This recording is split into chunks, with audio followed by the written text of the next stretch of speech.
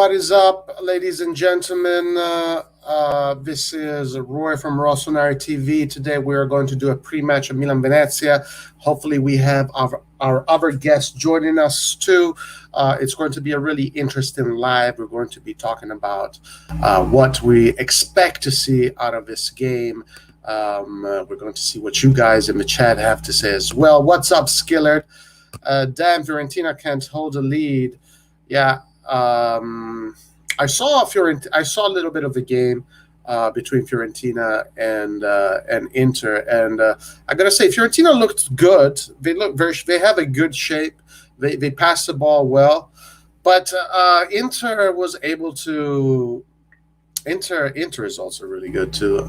I mean, it's pretty much. I think the thing is that Inter, when it comes to the difference between Hakimi and Dumfries, I don't know how much difference there is really between Hakimi and Dumfries. To me, Dumfries seems to be almost a replica.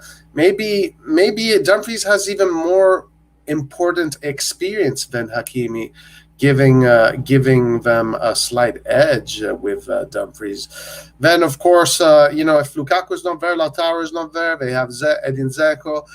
If Eriksson is not there, they have Çalhanoğlu there. They still have what is probably the best Italian midfielder right now, which is Barella. They have an incredible defense. Inter is looking good, and they're going to do well this season. We have to accept the fact that they're going to do well. I, like many of you, thought that they were going to struggle, but definitely we were wrong.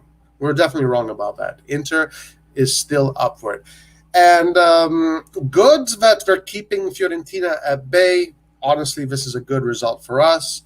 I would like to see us and Inter kind of break from the pack. These upcoming games are good 2 games for AC Milan to do that, for breaking from the pack, because we have 2 easy games, fairly easy games. 2 games that you would think should be won. Venezia and then Spezia. Then we have the Champions League. But if we don't get 6 points out of these 2 games, guys, we're not going to win the Scudetto, okay? So I want you to put that in your head. If we cannot get 6 points out of these 2 games, we're not going to win the Scudetto, but we can still fight for the top 4. But teams that win the Scudettis are always the teams that win these kind of games. So these 2 games are very important for AC Milan. If you really want to win the Scudetto and challenge Inter and get a second star before Inter, these are the games we have to win. We have to win against Venezia. We have to win against Spezia. There's really nothing to be said here. One more time, if we don't win these 2 games, we're not winning the Scudetto. It's not going to happen. We can still fight for the top 4, but we're not winning the Scudetto. All right, let's see what you guys are saying here. What's up, everybody? Yeah. Mustafa, how you doing, sir? Did you guys watch Inter? Yes, I did watch Inter versus Fiorentina. Really nice game, good football. Serie A, look, that was a good showing for the Serie A, I thought. Really good showing for the Serie A. Disappointing. Well, listen, honestly, I'm looking at it from a more brighter side. It is better for Inter to just kind of separate from the pack, and then it becomes a duel between us and Inter. So I think that is better. Keep the other teams at bay. Keep the other teams struggling to get points. But we were saying just a minute ago, Inter is looking very good. Tick size, what's up? Nothing's less than 6 points over these games. Yes, for sure. Tick size. These next games, 6 points is a must. Honestly, we have no excuses. We have no excuses but to get 6 points in these next upcoming games. These are 2 teams that are way, way, way below our level, and their objectives are much lesser than our objectives. So it would be a big failure if we don't get 6 points out of these 2 games. It'd be a tremendous failure. Let's see. Skillard, what's up? This is why we can't let our players go for free. Rivals will pick them up. Yeah, absolutely. I'm totally with you there, Skillard. I do not like the fact that Milan is letting go of players for free. I think it's kind of there's a lot of BS about that. Not happy about that. Udinese in the first 20 minutes looked good, but Napoli all 4 quality goals. Napoli also, what a game. Oh, guys, by the way, we are doing Serie A Fantasy League. Let's see what the deal is with Fantasy League. I haven't since the round has started. Guys, I don't know if we have a Rossonari TV Serie A Fantasy League going on, and let's see if I can see what's up with that. So we had a few games today. Let's see if there are any. Okay. So I am last. I am last right now. Antonio is second. Lucas does not count. Now let's see. Where did I get points? I only got 5 points. By who? How do I know where I got points from? I'm assuming Dumfries. Oh, I got 4 points from Benaventura, 1 point from Dumfries. Today, well, let's see what happens tomorrow. Tomorrow should hopefully I get more points tomorrow. But guys, join our fantasy league. It's going to be a lot of fun, and let's see who is going to win. I'm starting off pretty poorly right now with only 5 points. I got 1 point from Dumfries and 4 points from Bonaventura. Let's see if we can see what the other guys got. Antonio got 7 points from Barella, 2 points from Skriniar, 10 points from Gosens, 6 points from Vlahovic. Antonio's choosing good players. Antonio has a very nice team, I gotta say. Oh, guys, we have our first guest of the day coming in. We have Nathan. What's up, Nathan? Hey, what's up, bro? How's it going? I'm doing good. Where are you going, Nathan? I'm not going anywhere at the moment. I'm getting ready to start working. Nice. Start backing up. Nathan, did you join the Fantasy League?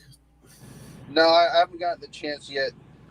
Because of my new schedule, like as soon as I get home, like at my schedule now is 4 p.m. to 4 a.m. So when I got home, I just died, went to sleep. So I will join when I get the chance to. Nice. Well, today we only had 2 games today, right? We had Sassuolo Udinese and Red John. What's up, Red John? And Atalanta. Red John, we have a WhatsApp live live club. The Rossonari TV has a WhatsApp live club, and you have to join that club in order to get a link now.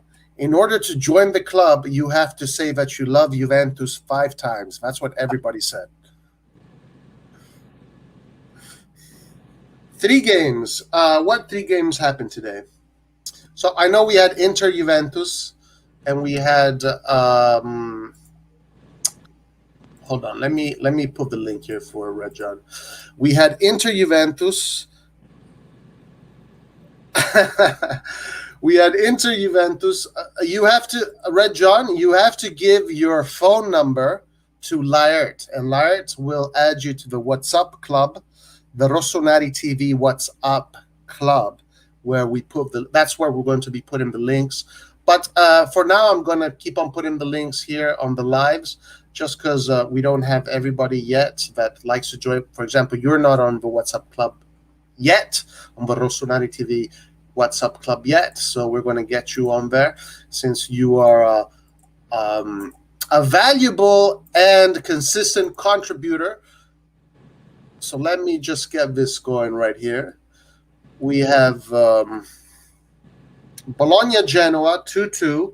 Now I put Nandes in my freaking. I put Nandes in my team, hoping that he would have a decent game. Instead, the guy didn't even play. So tomorrow I have some big players. I'm expecting big numbers from big players, and I'm going to catch up with everybody else over here. I'm going to catch up with everybody else. Anyway, let me add the link here. Give me 1 second. Hold on. We're going to add the link, and I since I am in my home base quarters, right? I'm at HQ right now. I have more control over the lives. Well, a lot of noise there, Mr. Nathan. A lot of noise. Okay. What does it sound like? A lot of background noise. Okay, let's figure this out. Better? That's worst.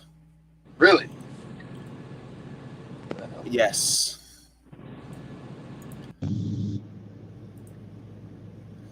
All right, I'm going to pin this like a pro. I'm even going to put a poll. I'll be right back. I got to make a call real quick. Sure, no problem. All right, so I've pinned the link, and we have Red John with us already. What is going on, Red John? Hi, man. How you doing? Good. How are you? Well, as usual, got some exams to prepare for, but look at me, man. I'm here. You have exams to prepare for? What exams? Well, informatic exams. I'm doing my master's now, so. Oh, okay. Well, I obviously Milan is more important to you, right? Exactly, man. Like whatever. One more year of masters. Who cares? Who cares, man? I mean, how far are you into your studies? Well, I got 3 more exams, and all 3 exams are in a week, man. But I cannot study for I'd rather talk about Milan right now. Like Hey, I'll study harder tomorrow. Sometimes you need to do that, man. Sometimes you need to do that. Hey, okay, so let's get straight to it. Maka Anyadike or Anyadike. Sorry if I'm butchering your name, sir. I apologize in advance. I'll just call you Maka. He's asked, what's with our players in the crazy medical team? Look, man, it's been like this forever. Like, it's been like this for 20 years now. Do you, Regia, do you think, I honestly have the feeling that the problem is the Milanello training camp. Something is wrong there. What do you think? I think we have to separate some stuff. First of all, we cannot keep counting Ibra injured as something that came out of nowhere. The guy is 40 years old. Every time Ibra is injured, should be the normal thing, in my opinion. Okay? Yes. Second of all, Giroud being injured should also be a normal thing. Like, I think I have debated this with Laert, I think 30,000 times in this channel, and I've told him that Giroud has not been a starter in 5 years. He's coming to us he is basically going to be a starter, and Laert would always say like, no, we are going to manage him because Ibra is always going to be healthy because he's not going to play that often, yada, yada, yada. The problem is that having players who are like older in age means that a small injury could take them more time to actually get healthy, to get back to 100% fitness. So these 2 guys, in my opinion, should not be always considered as, oh, we are so unlucky. Then third of all, it's Pellegrini, and also for this we have debated the fact that Pellegrini has a fucking horrible injury CV, so I don't know about that. But other than that, I think we have to actually do something about it. I think our athletic preparators are not good enough or something, because, man, this is unreal. It's the 5th match that we're about to play this season, and we already have 6 injuries. 6 injuries, man. We played versus Juventus with four players who are not starters. Like I think this is a little bit too much. Something has to change because the same happened last season, and it was throughout the season every time, and it costed us points. Well, look, I mean, I honestly, as I was saying, Rajan, I've been noticing this for a very long time. It's not anything new, and it's not just older players; it's younger players too. I honestly, I don't know if it's what there must be some a method they work on at AC Milan in the athletic preparation that is stressing their bodies too much. I don't know exactly what it is, but at this point, it's become a consistent thing, and it happens every single year. The season hasn't even started, and already now we have a lot of players that are out. But I think it is also fair to say that most of the players that are out are all the players that are in the 30s, minus Pellegrini. Kjaer is over 30, he's out. Giroud is an over 30, he's out. Ibra is an over 30, he's out. Florenzi has problems, he's an over 30 and he's out. Messias is a 30 and he's not ready yet. So it is right now the older players, but a lot of the times it's even the young players. So honestly, Maka, I don't know. I don't know. This is nothing new. It's been going on for way too long, and it is a question that I've asked myself for many years now. For many years. Yeah, I agree. This is definitely nothing new. We've had these injury problems for like pretty much decades now, almost 2 decades. It's been like this. Yeah. So I don't know. Sometimes I think could it be the training ground? Could it be the pre season muscle athletic? These are called plyometrics. These kind of training sessions where you work on agility, when you work on your muscles. Is it that is not correct? Is it the way they play this high press, constant work, energy work rate, Milan kind of style? Is that what's happening? I don't know. I think maybe we can count that out because Atalanta plays a style like that, and they don't have these kind of injuries. I don't know. Maybe Rajan, it could just be that we. One of the reasons why the players that we buy are cheap is because the players that we buy are injury prone. I doubt that, but I just think like with the older players, this is to be expected. Like it's okay. Then with Pellegrini, is also to be expected because this is what he has done in the last 4 years, 720 days of injury. But other than that, I think it's just unfortunate. Like Bakayoko getting injured in the first 10 minutes, I don't think it's due to luck. I think he just wasn't physically ready yet to enter full speed into a match. Maybe he needed some more days or something. Maybe they are trying to avoid exactly this with Pellegrini. That's why we haven't seen him play not even a minute. So yeah, but I think something has to be done, man. Because with like with weeks coming, more intensity is going to be needed. And I think like we struggle. The more games we have, the more injuries we have. So it's like at some point, at some because the problem is we have now two in paper easy games where we could have the luxury to make a little bit of a small, I don't know, play the second lines or a turnover or whatever, but we cannot even do that now because we have too many injuries. Yeah, I agree. And you remember we used to have the best medical staff in the world to the point where other teams were sending their players to our medical facilities so they can get better. So something's changed or whatever it is maybe it's outdated, but they got to figure it out. Mm. Well, yeah. So this is a very interesting topic, and I think it's a topic that we can only speculate, and we can only really speculate and answer. I don't think anybody really has a clear answer. So let's move on to the next comment, which is from Amir Ibrahimi, and he asks, "Roy, have you heard about the racial abuse against Magic Mike before Milan's game?" I did read about it. I didn't get too deep into it, so I don't know what the details are. But of course, it's always unfortunate when these things happen. It is kind of strange because in Juventus doesn't really have too much of a history with this kind of stuff. I know that Balotelli once accused the Juventus fans of racial abuse, but Juventus's fans usually strange. You don't usually hear that so much from the Juventus fans. Yeah. You guys have anything to say about this? I don't really. Well, clearly, I don't condone racism, but how much is also a translation thing? Like, I would like to know. Like in America, for those who don't know, uh, black people use the N word without the er at the end. You say with the a at the end, Yeah. and then when you use it in terms like that, it's not racial.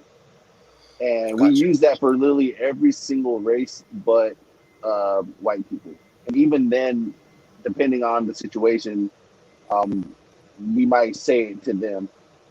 But I would like to know how much of it is. It shouldn't happen, but I want to know how much of it is a translation thing and how much is No, no, taunting and whatnot.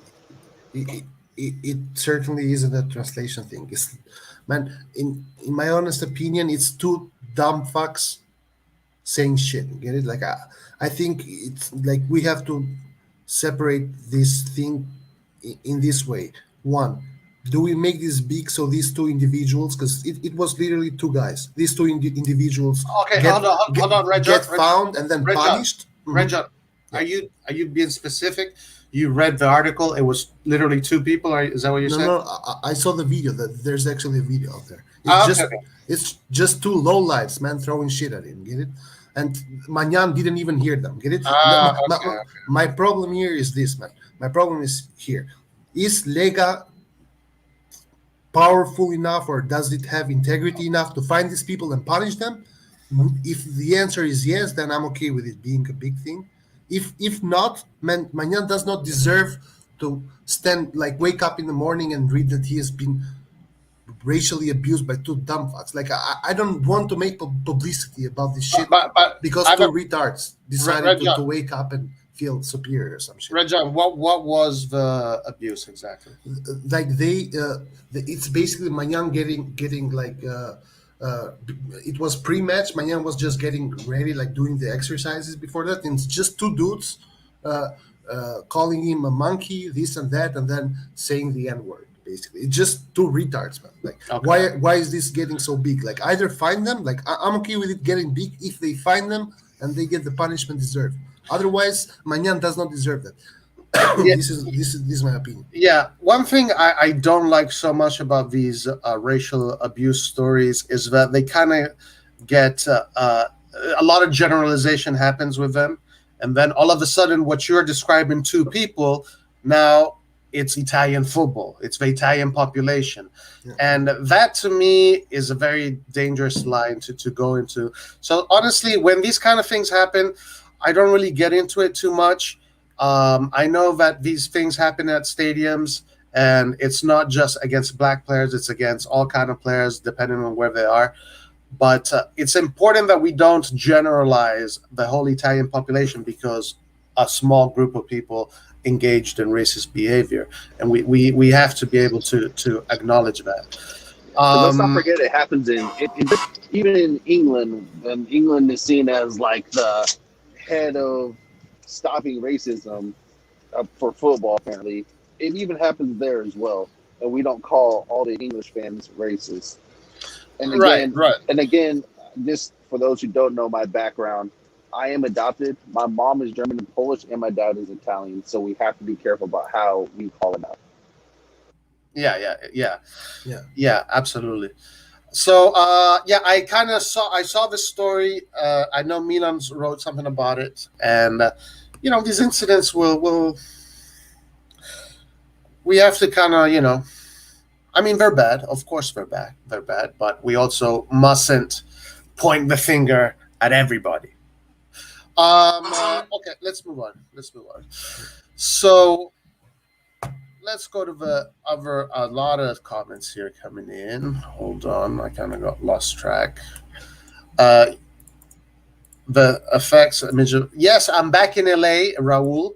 So that means that I'm in HQ and I have much more control over the lives. I can do polls. I can do a bunch of things. So, did you guys, by any chance, let's see. Mocha has another comment here. The season is still young and we're picking up injuries like this. Something should be done. Let's get into the Venezia Milan debate in a few minutes. But let's look at some other comments before we do that. Okay, take sides. Going back to the incident, Juventus have identified the racist, but we don't know what action they're going to take. Okay. Yeah, it's up to Juventus to take care of their own people, I guess. Fiorentina flopped in the second half. Did you guys watch the games, or did you guys follow the games today? Yeah, I watched. It was like in the All first half, Fiorentina just destroyed Inter, man. But then in the second half, I think they just were tired. They didn't have the 5 minutes of 5 minutes of lost concentration is what killed them. Yeah. Lucas has been saying that Fiorentina is a team that this year we have to watch out for. Did you guys get that impression today? In the first half, yes. In the first half, they looked like prime Barcelona versus Really? Inter. They look really good, but then I think their problem is they have their. It seems like they might have a few hotheads on their team, and that can really undo everything. Like again, they got a red card just because the player was, I don't know, an idiot or something. Because he started applauding like the ref, and he got a red card. Oh, who got a red card? Nico Gonzalez. Oh, really? And he was having a great game in the first half, right? Yeah. There you go.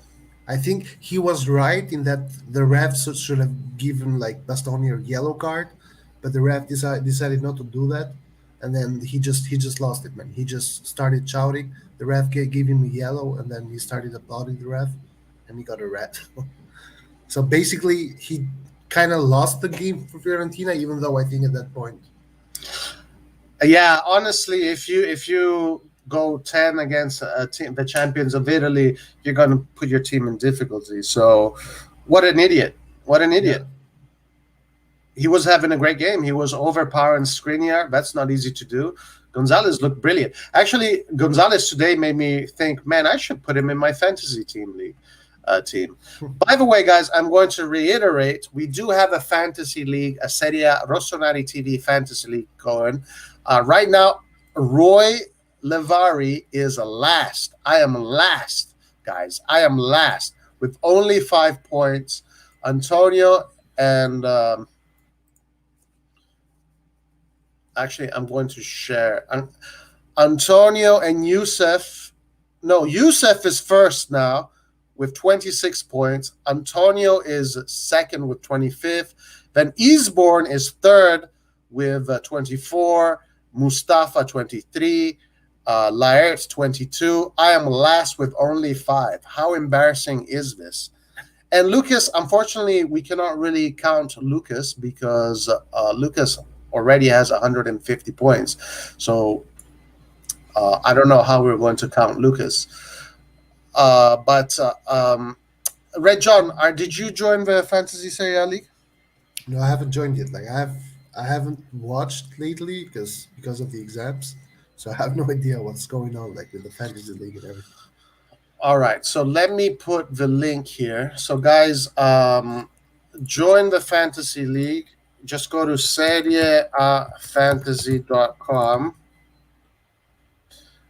Serieafantasy.com. Come on, hold on. Give me 1 second. Let me write this down. serieafantasy.com. And then make yourself a team. The code is, let me get the code for you guys. Yeah, no, Lucas started way too early, so I think we won't even count Lucas at this point. I mean, I don't know. I mean, honestly, whoever joins now is going to be playing catch up. So everybody joined before game day 5. But anyway, guys, this is the code. So make yourself a team. Look for, when you join a league, put in that code, and you will join the Rossonari TV Serie A Fantasy League. All right. So, guys, just a quick question, please. If you're not talking, please put your stuff on mute. So there's a lot of background noise coming. All right, let's go to a few more comments. Lucas bloating, saying this is why he thinks Fiorentina only need a bit of squad depth to compete next season.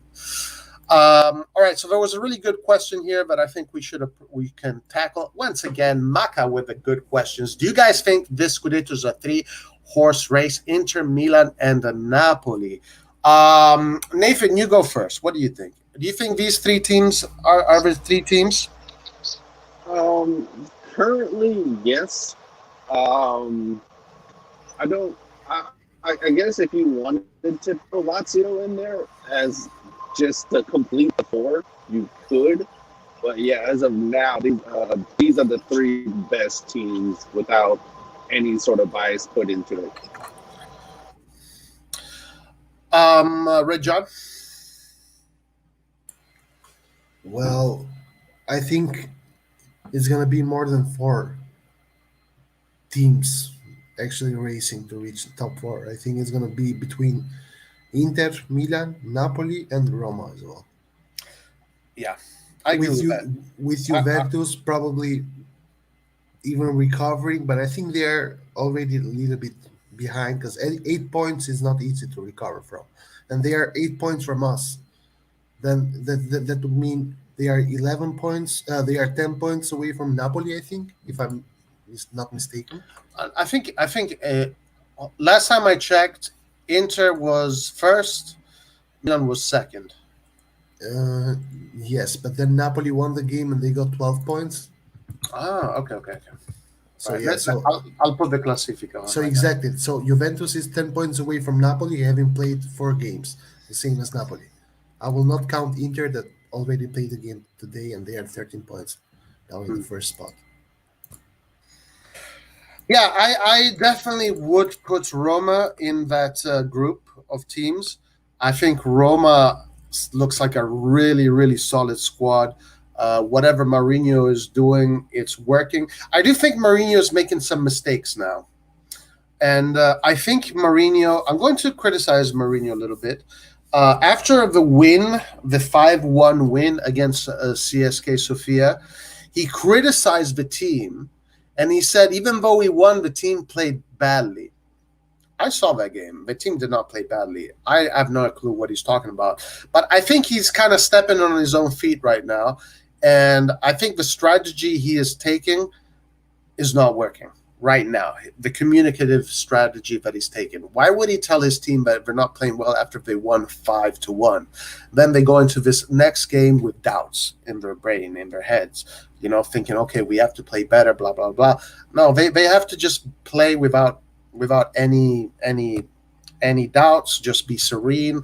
And so I think Mourinho right now is kind of committed a little bit of a suicide with his approach. If I were to criticize Mourinho in particular.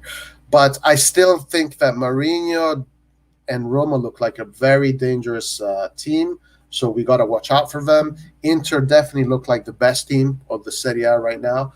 The results have shown this. And Napoli looks really good too.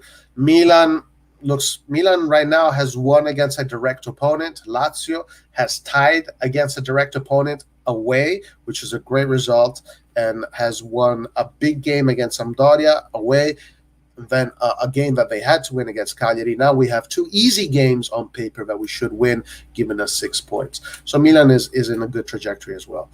Yeah. And I'm very curious to see how we react against these 2 games, because historically, this is the games where we lose points, man. This is why we only won like 5 Scudettos during the Berlusconi era.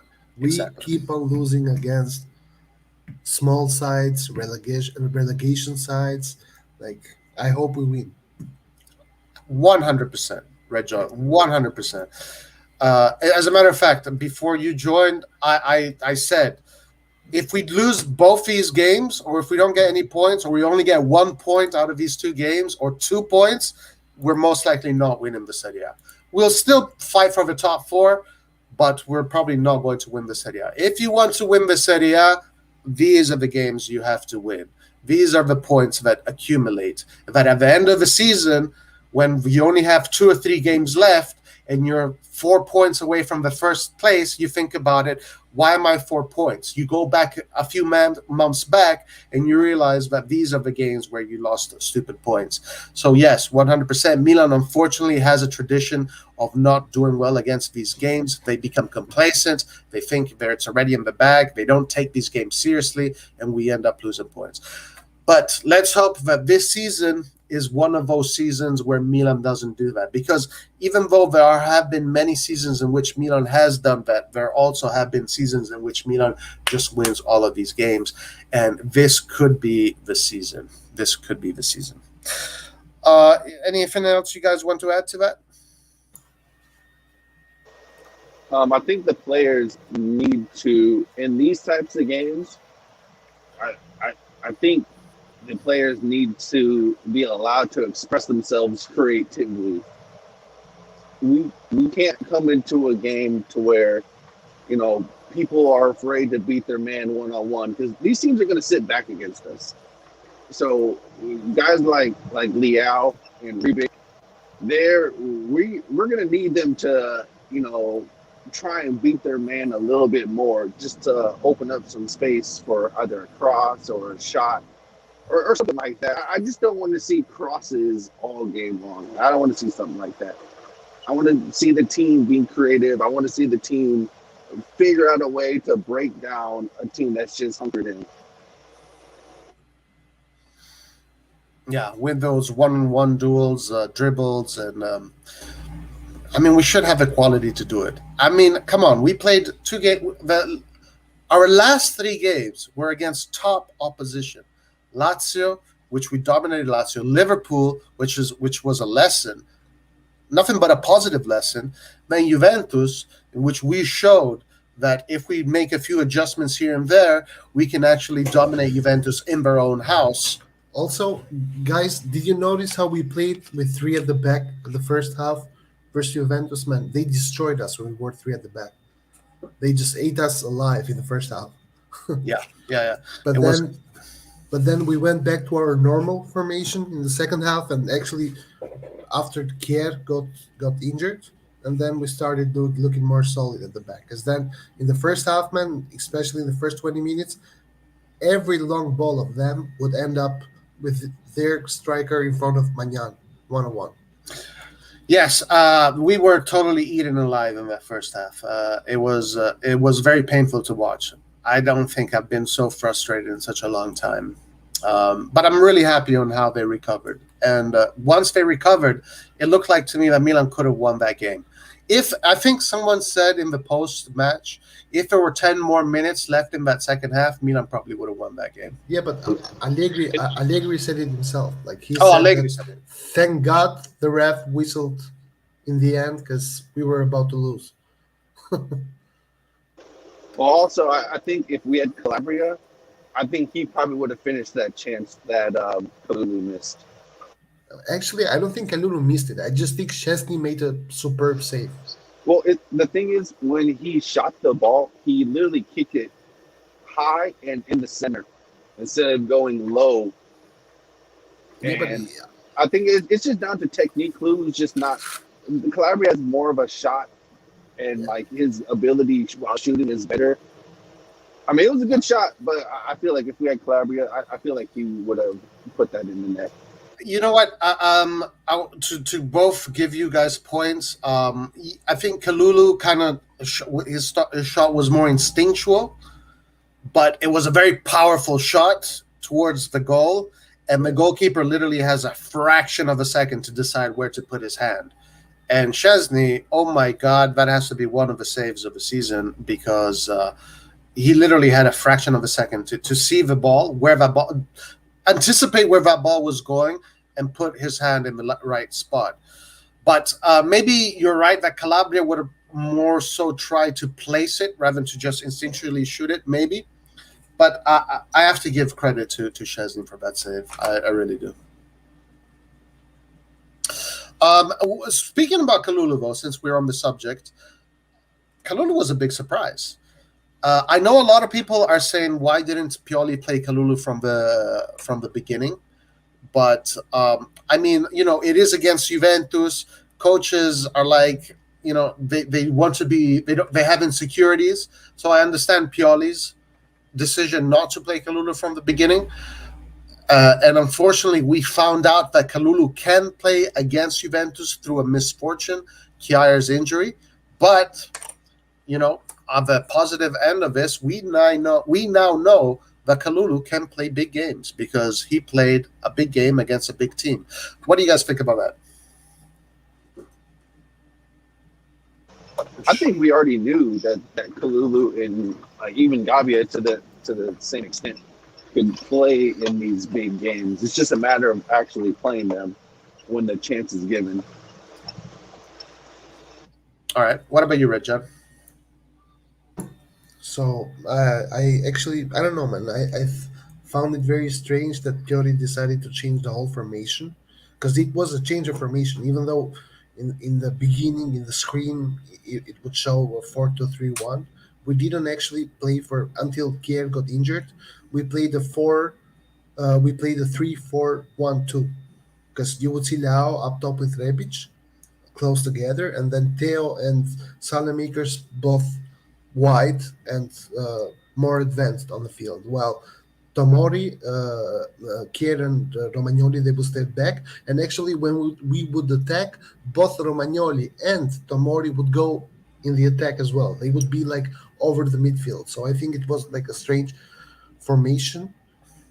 So I think Pioli was like more prone to change the formation than trust that Kalulu could do a great game against a big team. So I don't know, man. I think that was a mistake by Pioli, which he fixed in the second half. But I don't know. After the game, I didn't feel like we gained 1 point. I felt more like we lost 2 points that game. I share that sentiment. Because I do think that these were 2 points lost. I agree with you there. The first half, the tactical decisions that were made allowed Juve to pretty much do the same thing Liverpool did to us: open us up, find vertical balls, and have their strikers play one-on-one against our defenders. But then the second half, as you said, with the tactical formation change, everything kind of changed, and we got the game back in our hands. So yeah, but again, going back to Kalulu, we have one player more. We have one player that we didn't have. Let's see. Majidin says, Roy, can you remember any game Kalulu didn't play good last season? I think he proved to us he can be a solid. Yes, but you have to understand that Kalulu is a player that doesn't have much experience playing big games. He's still under 21 for the French national team. Under 21s are players that you have to use in dosages, and you have to grow them. You don't want to burn them out, because if, let's say, Milan would have lost that game, Kalulu would have been one of the reasons why Milan would have lost that game. That's probably what many people would be saying. So I understand why coaches make these decisions and want to go more with people that they're more secure about. But again, whatever Pioli decision was to put Kalulu, it paid off, because now Kalulu is going to be starting the next game, which we do have a predicted lineup, which we're going to look at right now. And if Kalulu can play that well against Juventus, why the hell can't he play that same way against Venezia? I do want to criticize Kalulu a little bit. I think that his crossing is very poor. I think that his offensive play is very poor. But I do think that his ability to play box to box is excellent. He's got good pace on his feet. He's got good intelligence on the defensive side in possession, in the midfield side of possession. Offensively in possession, I'm not convinced. I'm still not convinced yet. Calabria is our better player when it comes to that aspect. But he's against Venezia. I'm expecting to see good things from him. Let's I think see. it didn't help that Roy. I don't think it helped that when Kalulu came in, he was kind of just like thrown in. To be honest, no one really expected Caher to get injured. So I think over the course of the game he improved, but definitely for sure early on his crossing was letting him down. Well, I mean, I'm not just judging him by this one game. I'm judging him from for as long as I've been seeing him. He has a very poor cross, in my opinion. If that's something, I mean, that's something he needs to work on. All players get better at everything in time. I'm not saying that he won't become good at that. He probably will. As Moab is saying, he's only 21. He's only under 21. He's going to rack up the stats. He's going to rack them up. I'm pretty confident he will. So let's look at a few more confidence. Oh, yeah. Lucas agrees with me. My only problem with Kalulu is that he cannot cross. Let's see. Let's look at a few more comments, and then let's talk about the Venezia lineup. Pioli must have been shook by Liverpool to change formation against Juventus. Not a good decision, in my opinion. I share that sentiment, tick size. Maldini seemed very surprised by Kalulu. Let's see if I missed any interesting comments. Gabbia will be starting tomorrow over Tomori. Yeah, I saw that. We're going to be talking about that. Perfect games to have given Messias 20 minutes. Yeah, these two next games, I'm thinking. Lucas asks, Roy, I keep asking you, do you want to do a Champions League fantasy league? Honestly, Lucas, no, because I don't give a flying F about other leagues. I really don't. I have absolutely no intention of studying teams that play in England, teams that play in Germany. I only care about one thing, and that is Serie A and AC Milan. And that's all I have time for when it comes to football. The rest of my life I dedicate to music. So I'm not going to consume my time with sports aside from Serie A. So if you guys want to do it, ask Larry.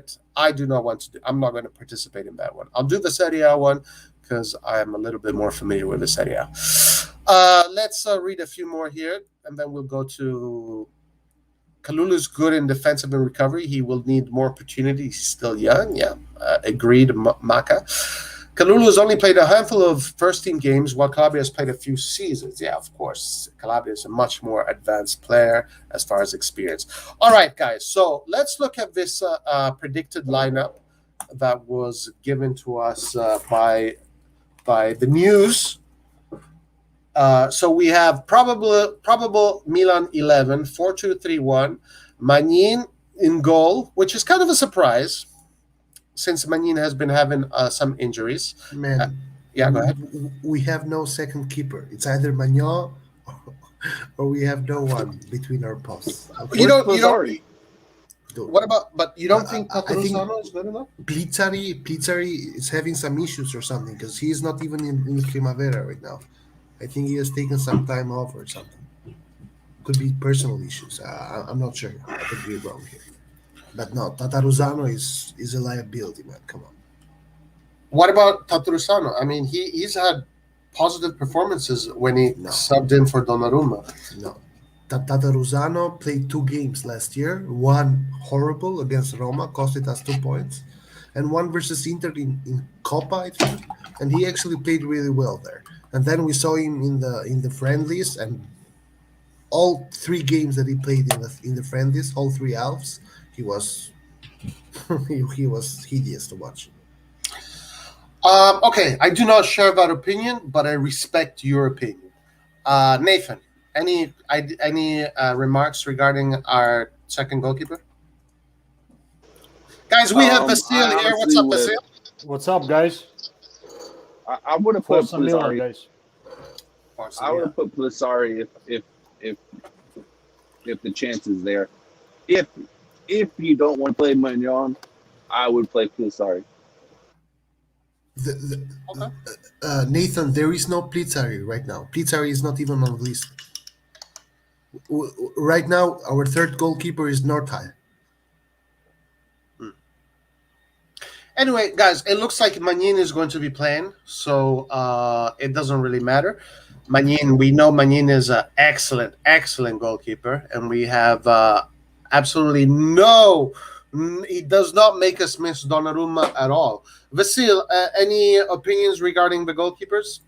Actually, a good thing you brought up Manyan, because I don't know if you guys seen it on internet, how he got racially abused by Juventus fans again. Yeah, we spoke about that earlier. Oh, yeah. you guys, sorry, I just joined. I didn't even listen to. I just went straight to the stream.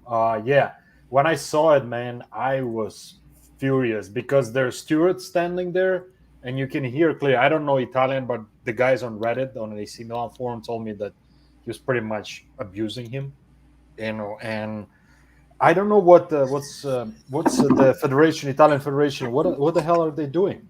Can anybody explain to me that? I mean, usually when these players get identified, they get suspended from the stadiums.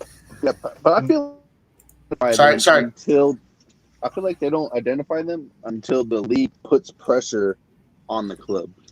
Like, if we can already see it and Reddit people can already see it, like they already have videos and stuff, then it's already too late that the club didn't already take action when they had the chance. The two guys have already been identified, like by people on Twitter and on social media, like their profiles and Exactly. everything. So if So if they've if been identified, then Juventus they should be or the taken league care of. wants to make them to set an example, they have everything prepared. They just have to release a statement. Otherwise, because it's really sad that this keeps on happening. The problem is that this thing, even though it's hideous, even though it's isolated, man, it's literally two people saying shit. Get it? But the thing is, these two people, exactly because it's only two people, this is the perfect time to set an example. Because it's harder to do it with 100 people doing it. But two people may make them an example so other people shit their pants before they even think about expressing their filthy mind. Get it? I know it's a crazy idea, but it really came to my mind, man. When I read it, in my mind, it's just kind of like I told the guys on Reddit. I said, "Why don't you guys find out who this two piece of shits are and teach them some respect, man?" Because I don't get it. Like I feel like official government, so to say, that governs the Italian football, they're not doing jack shit. That's my personal opinion. Secondly, it really puts the league in a very dark light, in terms of attracting new investors, more TV rights, and stuff like that. It throws Italian football, it's like backwards, we're going back in the past. In terms of goalkeeper himself, I actually really like this guy. I like his attitude. I like how he bosses around the defense, even though he's so new to the team. He has great skills, and honestly, who is Donnarumma, man? Like, who is he? Where is he? What is he doing? Even though I was very upset, man, very upset when he left, in the manner he left. I understand it's life, it's business, it's money. Could have done it a little better, but forget about it. Nobody even remembers Donnarumma. My majority, I would say, like AC Milan fans don't even care anymore, man. We're over it, man. Done and over with. Okay, well, yeah. So going back to the formation, we're probably 11 for tomorrow. We do have this is what we have. Manin. So as all four of us agree that Manin is an excellent replacement for Donnarumma. Donnarumma is a player that we have forgotten because of how good Manin is. Even though Donnarumma now is starting to get his spot in PSG. Now he started again in PSG. But going back to AC Milan, our defensive line is going to, according to reports, is going to look like this: Kalulu, Gabbia, Romagnoli, Hernandez. So two youngsters under 21s on the right and center right. We have somewhat of a veteran, not yet. He's only in 27, and we have a young star, upcoming star Hernandez on the left. Honestly, to me, this defense looks very solid, even though it's a second line defense. Literally, 3/4 is a second line defense. It's still a very good defense. Gabbia is the captain of the Italy under 21. Guys, you know who the last captain of last defender who was the captain of the under 20. It was Chiellini. So the players that are stars in the under 21 national team usually end up, I mean, most of the times, not always, usually end up being big time players for the national team in general for their clubs. Gabbia could be one of these. Kalulu had a great performance in his under 21 game in France. He had a great performance against Juventus. Romagnoli has had an incredible game against Lazio. He wasn't present against Liverpool, and he had a decent game against Juventus after the changes were made. Ben Hernandez is a player that still game day 5 and a Champions League game, we still haven't seen Hernandez in full throttle. So what are you guys' opinion about this probable defense? Let's start with Red John. Well, I think the defense looks pretty solid. As a matter of fact, I would have started even Balotelli instead of Hernandez. I know that we should not underestimate the opponent, this and that, but I think Venezia is going to be particularly easy because they are an attacking side. They're not going to come there and park the bus. They're actually going to try to attack. This is how they've been playing so far, at least. Sometimes successfully, sometimes not really, but they are a side for which we have the ideal players to do damage. Like we have Leao, who is perfect for that. I find it kind of strange that we are playing Diaz once again, and I think Diaz is going to get injured. Let's just stay with the defense, and then we're going to go line by line. Well, yeah, the defense looks pretty solid. Like, and I'm also happy that Magnan is the one starting, and not Talaruzano or something. Okay. Any words regarding Gabbia? I think Gabbia is a solid defender that I cannot even remember a bad game from him. Every time we needed him because of injuries, because we needed to rest Romagnoli or some other player, Gabbia came in and did a solid performance. Like I don't remember any mistakes from Gabbia. So I see not that much difference between Gabbia and Romagnoli, to be honest with you, other than one is left-footed and the other is right-footed. Yeah. One thing I want to also add about Gabbia, which is very cool, is that Gabbia is a modern defender. The modern defenders are the defenders that know how to play the ball, know how to create plays, know how to be deep-lying playmakers pretty much. I mean, going back to Gabbia in the under 21, I have seen Gabbia play as an attacking midfielder in the under 21s. He literally played as an attacking midfielder when it was needed. I'm not saying he was a defender and then went up. I'm saying he was literally placed as an attacking midfielder. So this is a player that can play football, that knows how to distribute. Milan might have a gem here. We might have a gem. Let's see what the future brings. All right, let's move on to Vasil. You're next. What do you think about the defensive line? You know, guys, I actually like this defensive line, but I agree with the previous speaker that I would actually rest Hernandez for this game. I'm not underestimating Venezia or anything like that, not in that manner, but I just feel like he needs to be rested. And I think this guy, what's his name, Ballatore, I think his last name, I think he's pretty solid, and he needs also some minutes, man. So why not? We can always bring Hernandez in the game if something needed, extra flair. But I agree, Gabbia. So far, I actually like the guy. I cannot say anything. I haven't seen anything super negative regarding his game, how he plays, and for his age, he looks pretty good, honestly. Romagnoli, I'm very happy for him. Actually, he looked very good in those 2 games he played, like pretty solid. And Kalulu, man, I wish we started him from the beginning against Juventus. That's all I have to say. Yeah. Okay. Fair. And then I want to hear from Nathan. And after I hear from Nathan, I want to talk about Balotelli a little bit. All right, Nathan, what do you think about our defensive line?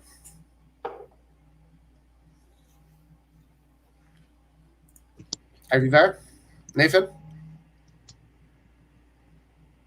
I think Nathan is not available. Nathan is currently working as he's doing this live. So let's go straight to Balotelli. Why do you guys think Balotelli is not playing? There must be a reason. Is it because Pioli does not trust him? Is it because Pioli doesn't think he's ready? Or is it is Pioli wants to have more assurances? What is your opinion on why Balotelli is not playing? Any of you guys wants to answer that question? My opinion is because he's still.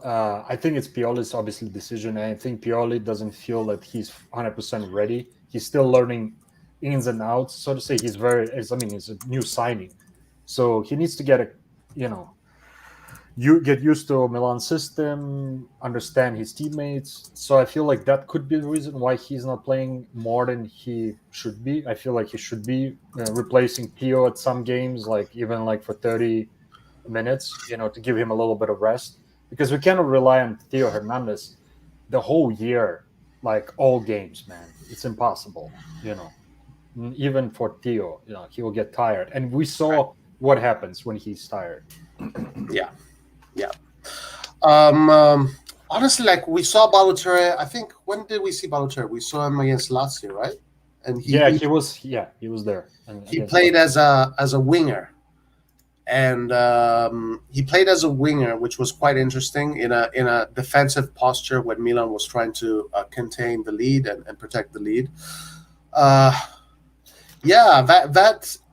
it could be that Pioli's not ready to take the risk with him. Huh? I think he's probably going to wait a little bit more, but we do risk losing Theo Hernandez over injuries if he plays. I mean, I think he has played every single game. He hasn't been subbed. And I want to just add one more thing before other guys have to say some to their stuff. I've noticed that Theo, I don't know if it's just me or not, but his motivation, he just looks disinterested sometimes on the field. I don't know if you guys noticed that in the last 2-3 games. I'm not saying he has no motivation whatsoever, but I feel like he just doesn't look like fully motivated to me. I don't know what the reasons are, honestly, but just my observation. I do feel that a little bit. I wonder if the market has anything to do with that. I'm 100% sure that Theo Hernandez during this transfer market was promised many things by many people. And I do have the feeling that this happens quite often, that these players like Theo Hernandez, breakout stars that are not getting paid much, get these huge offers. All of a sudden, they start to see the club that they play for in differently, their motivations a little bit.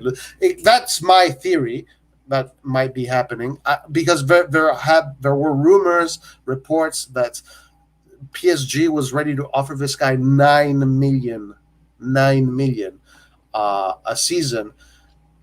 I wonder what I mean.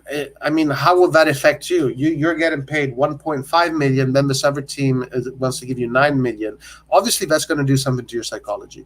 So I don't know if that has got to do anything to do with it, but I do want to agree with you, Vasil. I have kind of noticed that as well.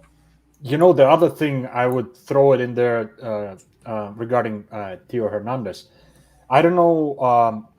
My gut feeling tells me, even if we renew him this year, I think they're going to go and try to renew him this year, because he has 2 years after this one left, correct? Or something like that. Yeah, I think so, yeah.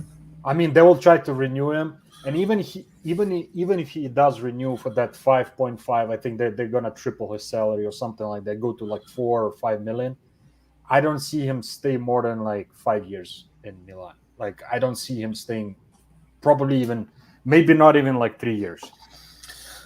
Can I also say, like, my part? I don't think Theo is. We are just expecting too much from him. Like, Theo is a really, really good fullback, but he's not perfect. Like, he has always had, like last season, the season before that, he always has games in which he doesn't really do good. But if you think about it, versus Liverpool in the second goal, who's the guy who actually starts the action and finishes the action, even though the defender from Liverpool makes a great saving, and then Brahim has to score the goal. It was Theo, right? Starting the attack and making the final shot.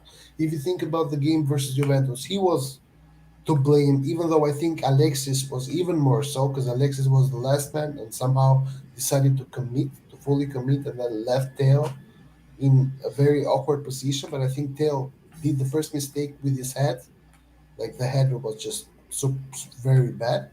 But then remember the last chance that we got that could have won us the game with Kalulu. Who gave the assist? It was Teo. Like the thing is, Teo. I think we only value Teo when he scores or when he gives assists.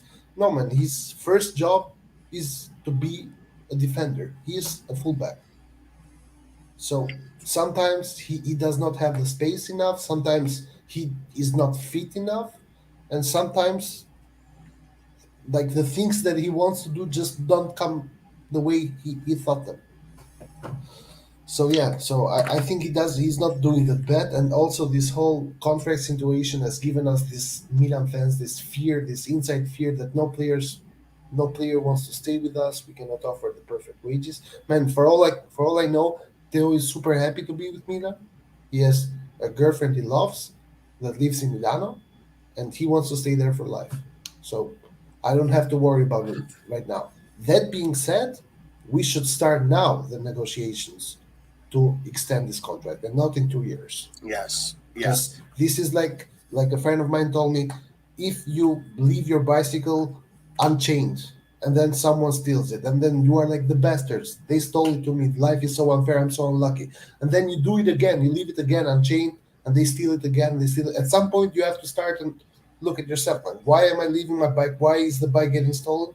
Because I don't take care of it. I don't make sure that they don't steal it. So after two players leaving for free, we should start looking at ourselves and be like, why are players leaving for free? Do you guys think that he's gonna be happy? I've heard different numbers, but I've heard as low as like 4.5 to like 5.5 with bonuses. Like that's Guys, a bit. 4.5 million is a superb high wage. Like who? Tell me one fullback that gets more than that. I mean, top ones are getting probably more, but yeah, you're right. Like I mean, it's only Trent like a Trent handful. Trent Alexander Arnold gets 4 million. If I think he gets paid in British pounds though, so it's more. Yeah. It's closer to like 5.5 probably in dollars or something like that. Which Let me check it right now. Well, listen, to piggyback on this conversation regarding the contract, yes, 100% Milan needs to they have to learn from their mistakes. They have to take example from Marotta and how he does business. He is probably the best one right now in Italy, and that's who you have to look at, the best ones. What do the best people do in those jobs? That's who you have to look. That's who you have to take example from, and renew his contract now, and then sell him. Sell him if you think he's going to leave. Sell him, get some money out of it, so then you can buy players. But I do think that Theo Hernandez, I agree with Red John that when Theo Hernandez moves forward with the ball, he's always dangerous, and he creates situations that could lead up to goals. When they don't lead up to goal, we kind of like forget about him. We kind of forget that he was part of that. We only kind of remember it when it does lead up to a goal. But a lot of chances that Milan creates starts from Theo Hernandez. He adds a lot of value offensively. Defensively, he's okay. You know, he's not Maldini. He's not. He needs to get better at that. But he's a valuable player. He's not at the 100% yet. Let's see. I think he will get to 100%. It's taken longer than I thought it would take. I want to get to this comment before Red John finds those wages stats data there. Guys, how did Morata run more than Theo to score? When got tired after first half? I think Theo's not given much like last year. Well, first thing, I've been hearing a lot of comments about Morata. How come Theo did not catch up to Morata? As far as I know, Morata is a very fast player. He's not. Maybe he looks slow, but Morata on the counterattack has always been deadly. yes, Always. So, I'm sorry. He's not slow central forward, man. That's 100%. So people that think, oh, how he couldn't catch him. I mean, if it was like somebody like Zlatan and Theo couldn't catch you, I would be like, come on, man, what the hell is going on here? But I mean, Morata is not a slow forward man. So, you know, A lot of Morata's goals come from counterattacks. He's actually very fast. He's a very fast player. But also, it's not. I don't think that the race with Theo there was not about speed. It was more about Morata positioning himself in a perfect Hmm. spot. Yeah. Because if Theo would push him a little bit there, they get a penalty or Theo gets a red card. And So this is where I really want to compliment Teo for not committing to the foul. If Teo would have committed a foul, yeah, red card, and then it would have been 10 against 11. I'm actually happier that Teo let him go because I would have rather gone down 1-0 and played 11-11 and played my cards rather than losing a player and then giving Juventus the advantage for 90 minutes because it was the third minute of the game. So true. good job, Tail, there, not fouling him, I think. Guys, by the way, Lucas is here. What's up, Lucas? What's up, guys? Hey. Hi, Red John. Sorry, I muted. Red John. Oh, hi mate. How you doing? Yeah. I just wanted to ask you about Roy. Like you guys were beefing like some lives ago, and now it seems like you guys are friends. Regarding what? No. Like you guys just beef a lot, so Well, I'm yeah. surprised that you guys. Because man, if I disagree with something, I just go ahead and say it. And also, Roy is a closet Juve fan, so of course I'm gonna beef with him from time to time. Get it? Okay. And before I mute myself again, f all of you that said I was crazy about Fiorentina when I said Fiorentina was going to finish fifth. All of you guys were like, "Oh my days, this guy's takes are so awful. They are awful." Now I guess what? Mate, I have Guess I'm, guess what? What? guess what? That they lost today. It's not like they won today. They Yes, played a good they game, but lost. they lost. They They lost lost on 3-1. paper. They lost on paper, but they didn't lose on the field. They won on the field. All right. What? What? If you I know what I hope. mean. Yeah, I know but what you mean. But still, Lucas. But in order to finish on the six. position or whatever position you want them to, and they have to win on paper. Yeah, and they'll win on paper. They played against one of the best teams in Italy, and I didn't expect them to like win. I expected them to draw, but yeah, a loss is harsh on them, but they'll bounce back. I Yeah, mean, I'm still not convinced. Go ahead, Vasil. Sorry. I just want to say that out of all the Italian teams, obviously Milan is my team, but I don't mind Fiorentina actually. I actually, when they play against other teams, I'll probably most probably support them. So I do see some positive signs though in Fiorentina. I don't think they're gonna go super far, but I feel like they might do a little bit better than last year, for sure.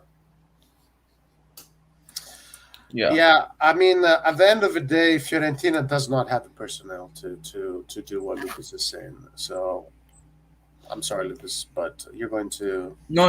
I didn't say they'll fight for the title this season. I said they'll fight for the title next season. This season, I expect them to like finish in one of the Europa League spots or even the Conference League. Conference League will be Yeah, okay. it's a possibility. Yeah, It's a possibility. that's Yeah. doable. But that's a doable. possibility every year with Fiorentina. But Lucas, wait a second. So if they finish top 7, which of the 7 big teams are gonna fall off? Juve or Lazio. But come on, man, you cannot tell me that No, Juventus no, is no. gonna finish 8th. Come on, man. They might finish eighth. Like you guys, because of Juventus's DNA, you guys keep putting them in fifth or fourth. I watch IFTV, and they redid their predictions, and some of them still put Juve to finish in top four, and I was shocked. Like they are not going to finish in top four. Come on. So I see Fiorentina snitching or or crawling to a seventh place position. Listen, all everybody that's making predictions right now after only 5 games, everybody's going. Right. Most of everybody's going to be wrong. Roy, I made my predictions before the first game, and my predictions are coming to light. Yeah, but So it's only the fourth game, man. Come on. Like no, nothing has come no, to light right now. no. This is why they call me the most knowledgeable Milan fan, and I have proof to back it up. What was your I am prediction? first. What I am was your top four? What was your top four? My top four was Inter, Milan, um, Atalanta, and Napoli. Hmm. But Atalanta is playing like shit right now.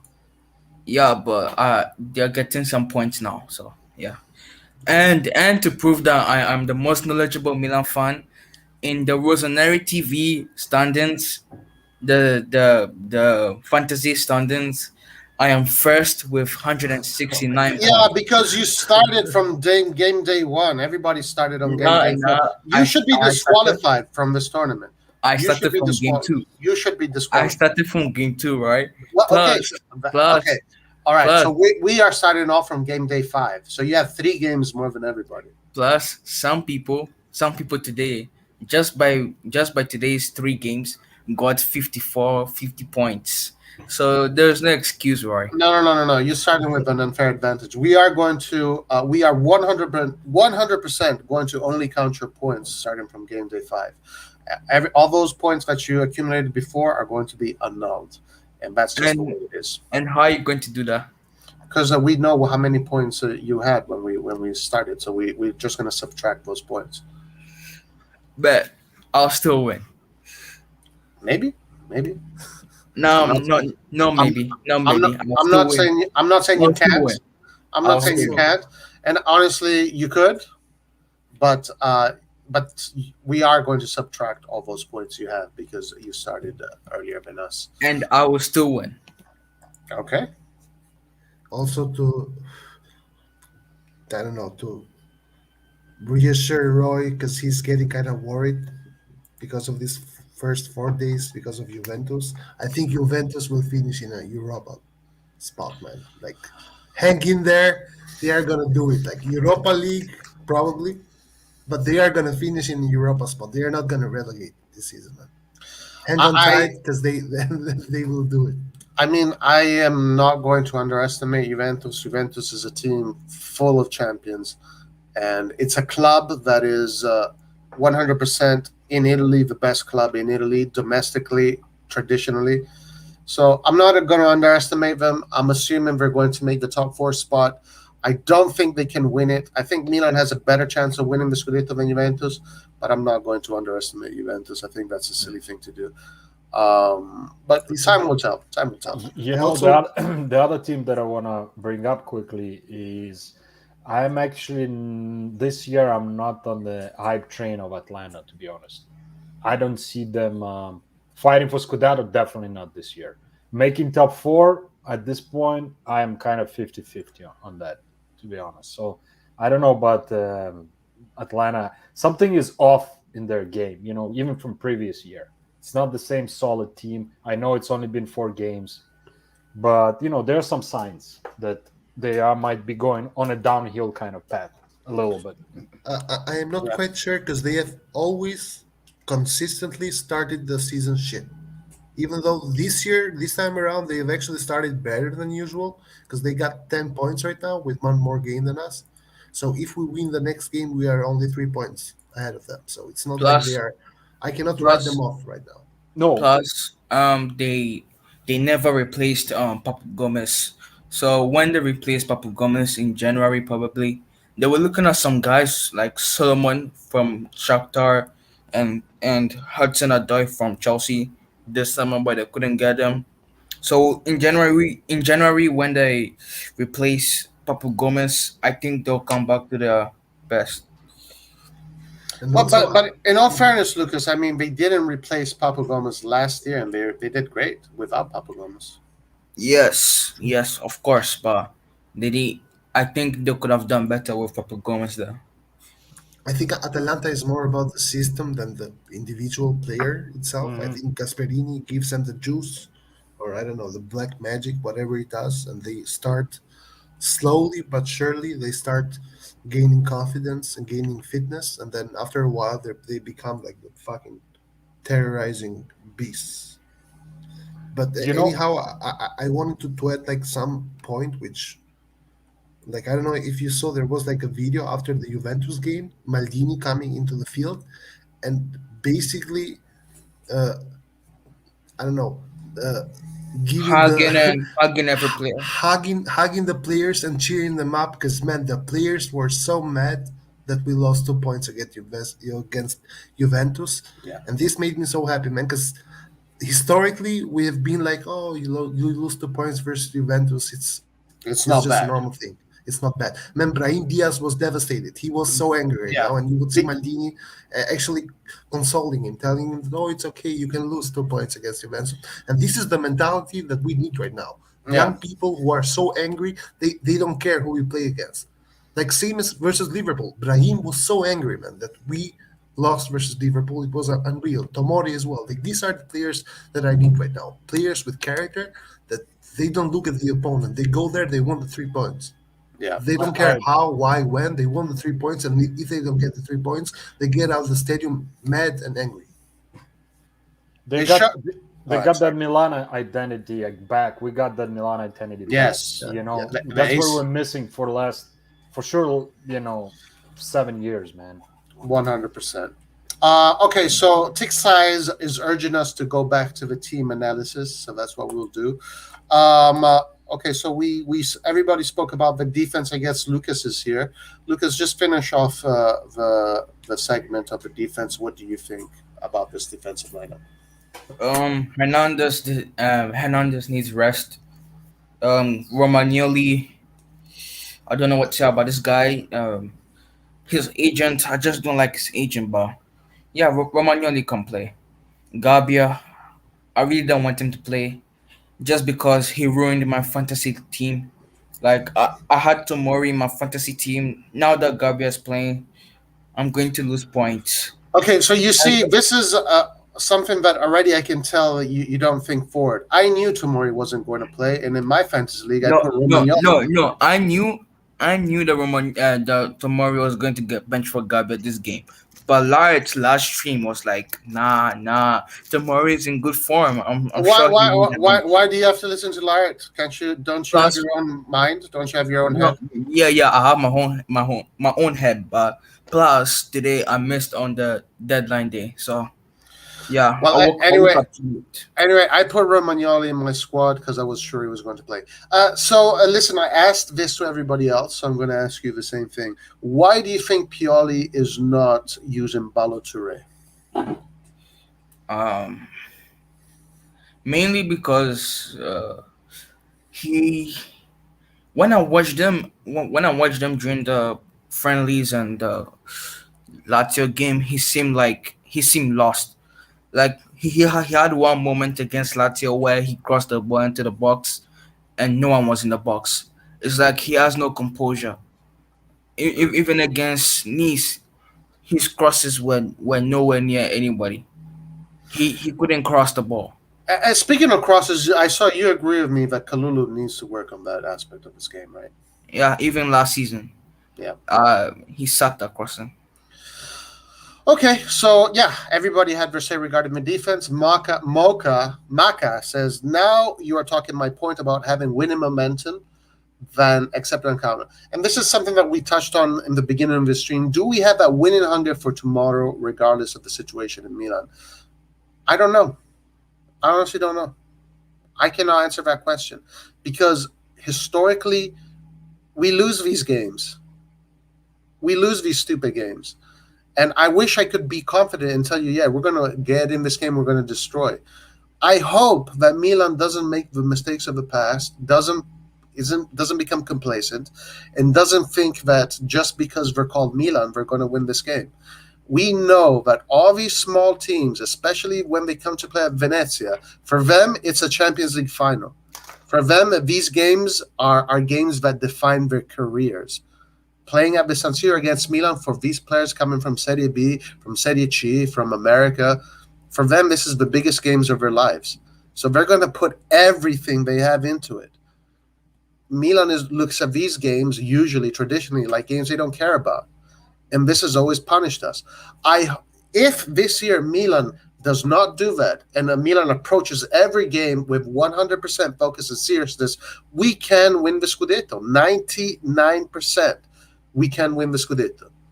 If tomorrow Milan loses points against Venezia and then loses points against Spezia, we are not winning the Scudetto, guys. We are not winning the Scudetto. So I really want Milan to look at these games with extreme professionality, with extreme focus. Do you guys have anything to say regarding this comment? To be honest, man, I think this year is a little bit different. Why I'm saying this, I can see it by the approach so far to the games. They've been taking all of them serious. Cagliari, Sampdoria was a tough game, but we still managed. And honestly, Venezia, for some reason, and I might be mistaken, I'm not worrying about this team, man. Like, I'm not being overconfident, and I just just my gut feeling. I'm not worrying. We're gonna win this game by just minimal score 2-1. That's it. When you say you're not worried about this team, do you mean that you're not worried about Milan's approach? I'm not worried. I know that the guys. I should rephrase it. I know that the guys will give the one that the team that the starting alignment that you have. I know all of them are going to give 110%. So I'm not worrying about effort in terms of Milan effort, because 2 years ago, if you asked me the question, man, I'll be worrying, I'll be shitting myself. Because you're right about that's a problem, Milan. We might play good games against decent and big teams, and then scramble against this smaller team, losing, drawing. Now I think the table turned a little bit, and I don't have that inside worry, man, like I used to have 2 years ago. Even maybe in the beginning of last year, probably I would be worrying for sure. All right. Anybody else wants to comment? The Venezia coach just said, "We'll go to Milan with the appropriate humility, but we won't be defensive." But Thoughts? I have said this before. Venezia has not played a single game defensively right now. They are all about attack. So this is the reason why I think we will not struggle against Venezia. And Spezia is going to be more complicated because they don't have Italiano now, so they do kind of a weird kind of football. Yeah. They have Morata, and the times that I've watched them, they have no identity. Yeah. Like they have no plans. They just kick the ball around. They don't have any tactics. Yeah, because last year with the coach Italiano, I think his name, man, they look good, man. For team that just got promoted, man, with But the limited budget they had, they did you good. remember who Thiago Motta is? Yes, of No. course I remember that guy. Yeah. And Is he a he coach? joined. Yeah, he's their culture now. he Spezia's joined. coach?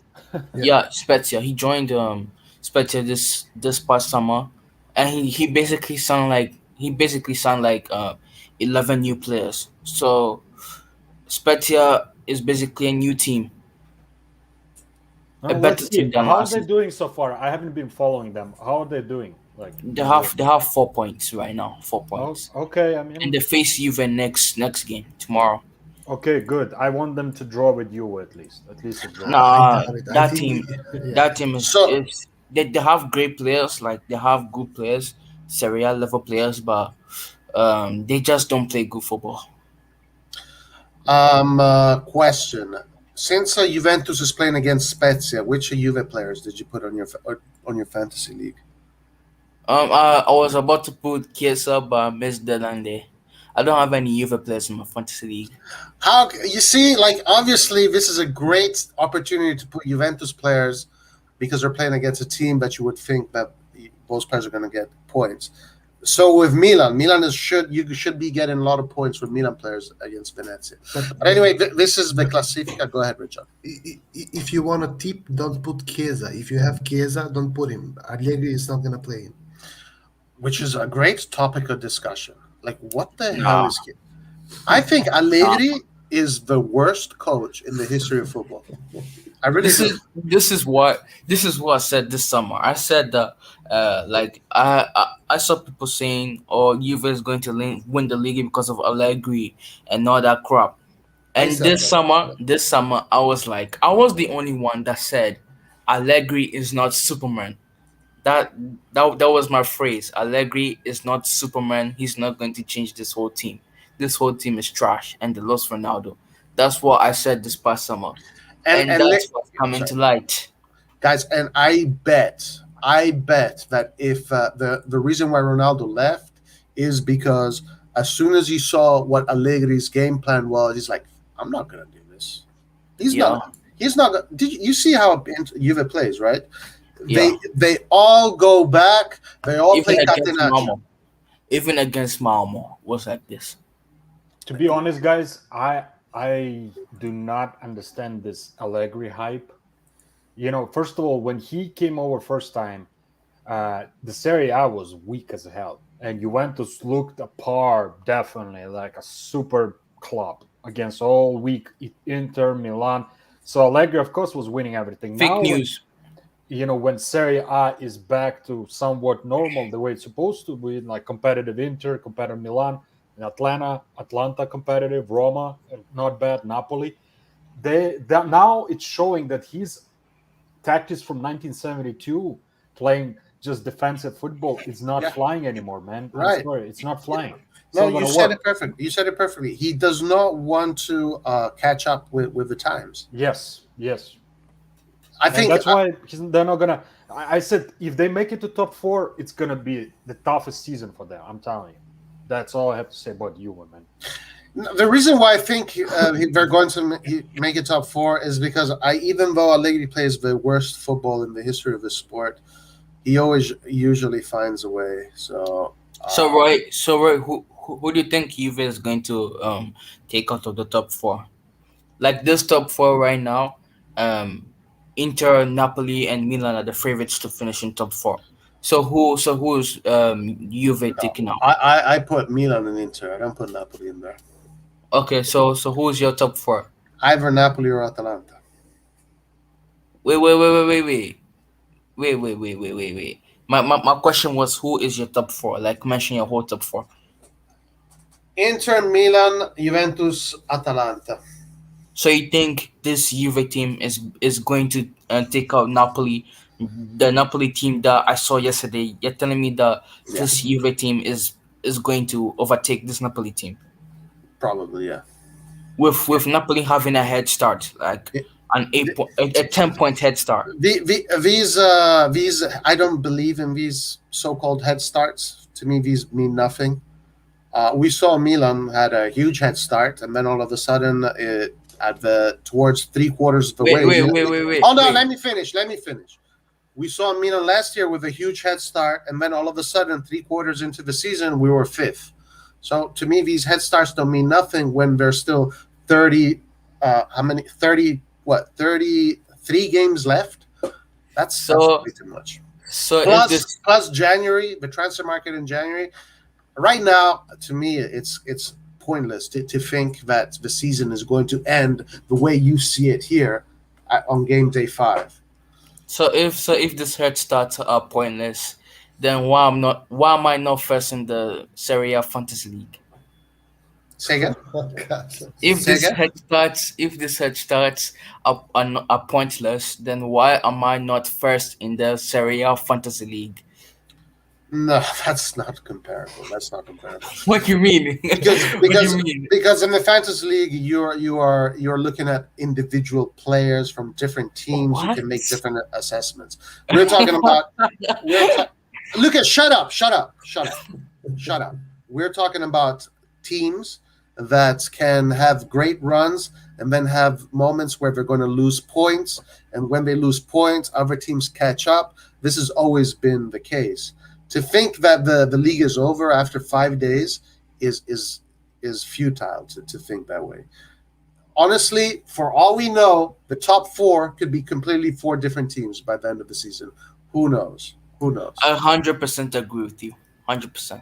I agree with you, but the problem is if other years I could see Juventus beat Roma, beat Atalanta, Inter, they would go 50-50 against them. Right now, I see them struggling against a lot of teams. Like like I said before, our players were mad that we went out with a draw. They were madmen. Maldini had to go there and wipe their tears off. Yeah, but I So do feel I do understand why, because it felt like Milan could have won that game. Milan should have won that game. They wasted it a half. They wasted the first half. Allegri said it himself. Thank God the ref decided to whistle the thing. Otherwise, we would have lost. Yeah. And this is the thing. This is not the Juventus anymore. Allegri came here thinking it was 4 years ago when Allegri was in charge, when where he would somehow, some way, win 1-0 and keep that result until the end of the 38 games and then win the Scudetto in the end. The problem is So this is not the same league anymore in the sense that Milan is not shit anymore, Inter is not shit anymore. The competition is not only Napoli and Roma. Now we have six, maybe eight teams which are good teams, which in order to win you have to sweat your ass off. You're not just gonna get a fucking win just like that. You're gonna have to sweat for every single point that you get. So this is why I think Juventus is gonna struggle to make top four this season. And 10 points disadvantage is not a small thing. 10 points disadvantage means Milan has the luxury to lose 3 games, and they are still 1 point more than Juventus if Juventus wins all these other 3 games. It's Red not. John, do you, It's not Red just John, do you something think stupid. Red John, do you think Torino will finish ahead of Juve this season? No, I don't believe that. With Juric, you don't think they'll finish above Juve? No, no, because they don't have the team. Even though Juventus are struggling right now, they have a good team, man. They don't have a bad team. Look at their defense. Their defense is good. Their midfield is lacking, but they have a good team. They have Chiesa. They have they have a dinosaur, man. Even though I will not change what I said before the season started, that Allegri is a good team, he's a good coach, but he's a coach that manages to take games home, even though he plays like shit. Right now, he has not So proved that, but I so think at Allegri is some point he will overrated. start winning 1-0, 1-0, 1-0 everywhere, and then he will go back to the Europe So position. As so soon in as your eyes, in your eyes, you think Allegri is overrated, right? Uh, I don't think Allegri is overrated. I think Allegri is coming to this Juventus team and to this league in 2021, thinking that it's 2017 again, thinking he has the same team and the league has the same level. The league does not have the same level anymore. Like there are no more differences between the top 8 teams, the top 7 teams. The top 7 teams are there is no one team that is marginally better than the other. The teams are pretty balanced right now. So you cannot just shit your way or shit house your way into a win. No, no, you have to actually go and attack. You cannot be happy with being 1-0. This is what it did, man. With us, this is what we did with Napoli. This is what it did with Udinese. With Udinese, he scored 2 goals and then he went back defending, defending, defending. If you defend for 45 minutes, you're gonna get goals, man. And this is how Juventus somehow managed to only get 2 points in these 4 matches by playing Catenaccio of because Catenaccio in itself it's beautiful. It's the art of defending. No, no, this is a shitty version of Catenaccio.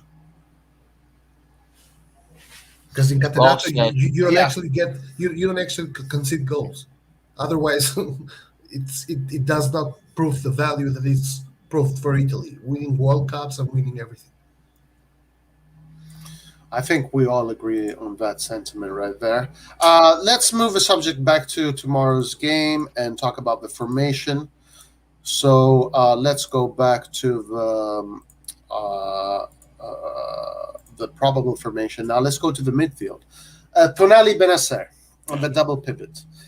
Um, my personal opinion is that I would rather see Kessie than Benacer because I think Kessie needs game time.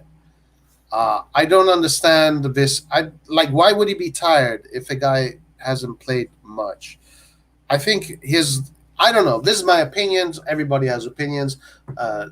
It's all a speculation. I would rather have get him match fit as soon as possible than try to preserve him, because for me, what seems to me that Kessie lacks right now is rhythm. He's slow. He needs to get to a better match fitness. So honestly, my preferred midfield in this case would be Tonali Kessi, but I'll take Tonali Benacer. We should be able to control the midfield pretty well with Tonali and Benacer. Tonali has been absolutely brilliant, absolutely excellent, and I do have Tonali on my fantasy league. So let's ask you guys one by one. Let's start with Red John. What do you think about our double pivot?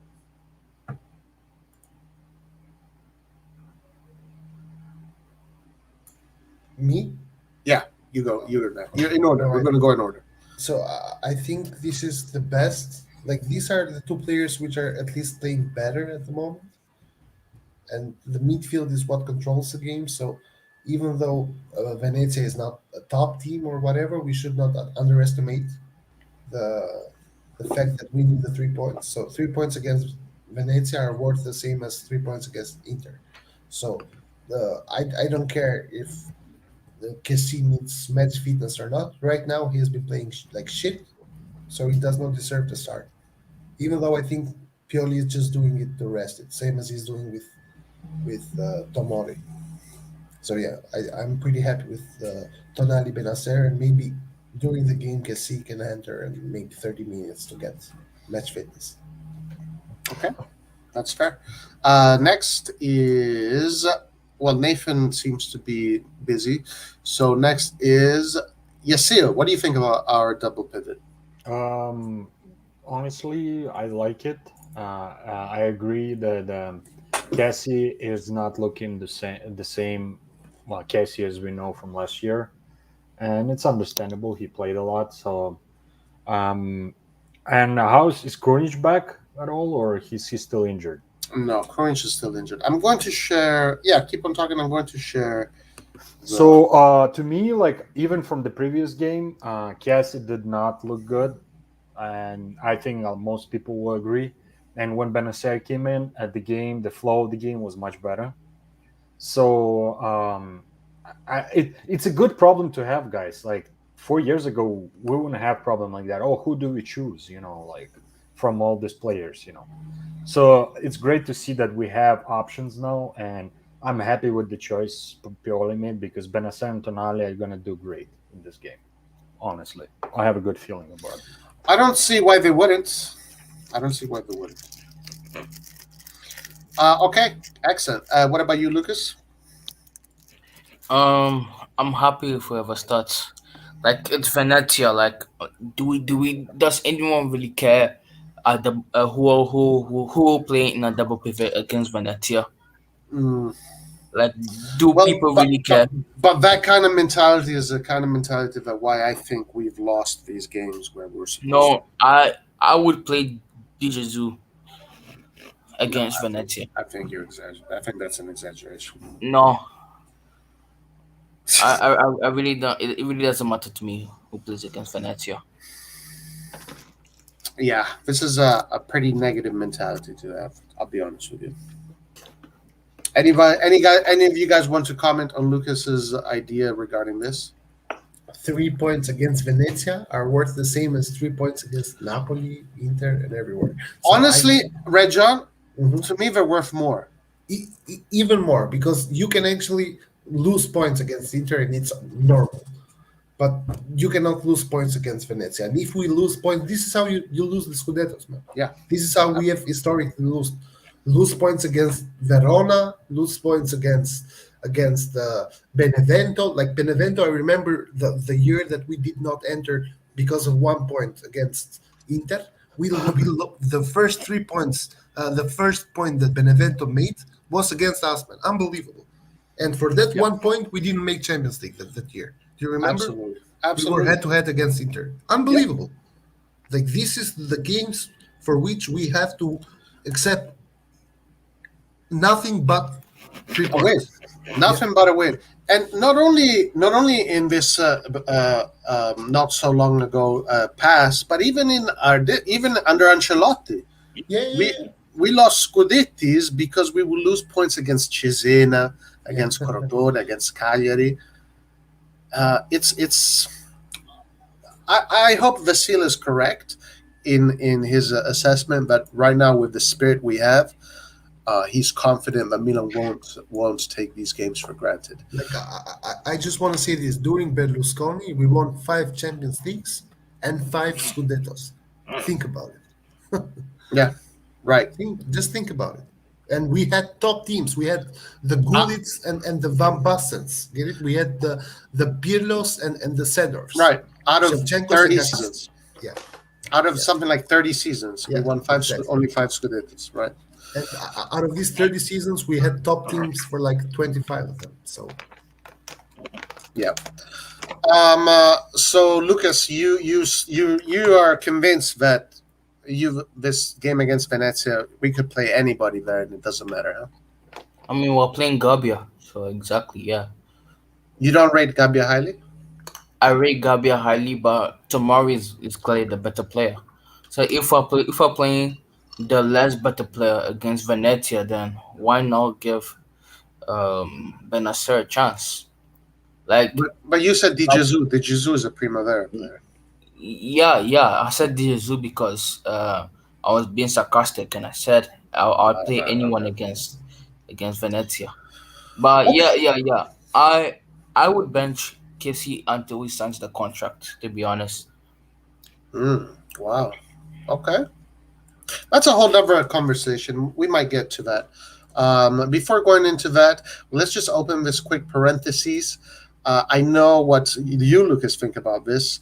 Colombo is looking good. Could you see him lead the line in the future? Yes. once again, can I speak or you speak? No, you go ahead. Once again, I said it last weekend. I said that Colombo was going to become a world class striker. Pete, Pete argued with me. Liat argued with me. Other people in the chat argued with me.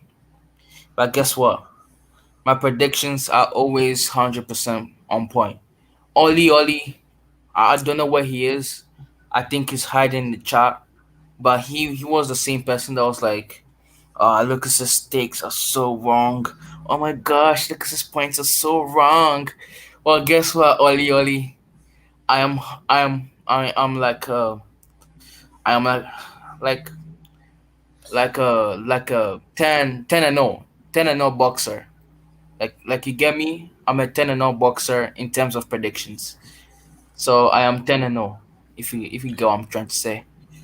All right. Well, my opinion on this is once again, my measuring stick comes down to the under 21s because that is a consistent thing that we have seen in Italy, but it's not always 100. It's not 100% waterproof. Colombo right now has done the whole ranks of the national teams, so he's been considered an important player from a national level in the youths. And now he's, I think, the striker of the under 21, and he scored a goal in the under 21. He scored in Serie B. So my question to your answer, in my opinion, is yes, he could lead the line. He could lead the line in the future. Any of you guys have any comments regarding this? Red John or Yasil? I think he has to score 20 goals this season in Serie B for us to even consider having him as How many? 20. 20 Hmm. goals, yeah. Like, By the and way, otherwise, but by the way, before you say 20 goals, you should see the team that he's playing for. Like honestly, Spal isn't like a contender for anything. Simi scored 20 goals in Serie A last year with Crotone.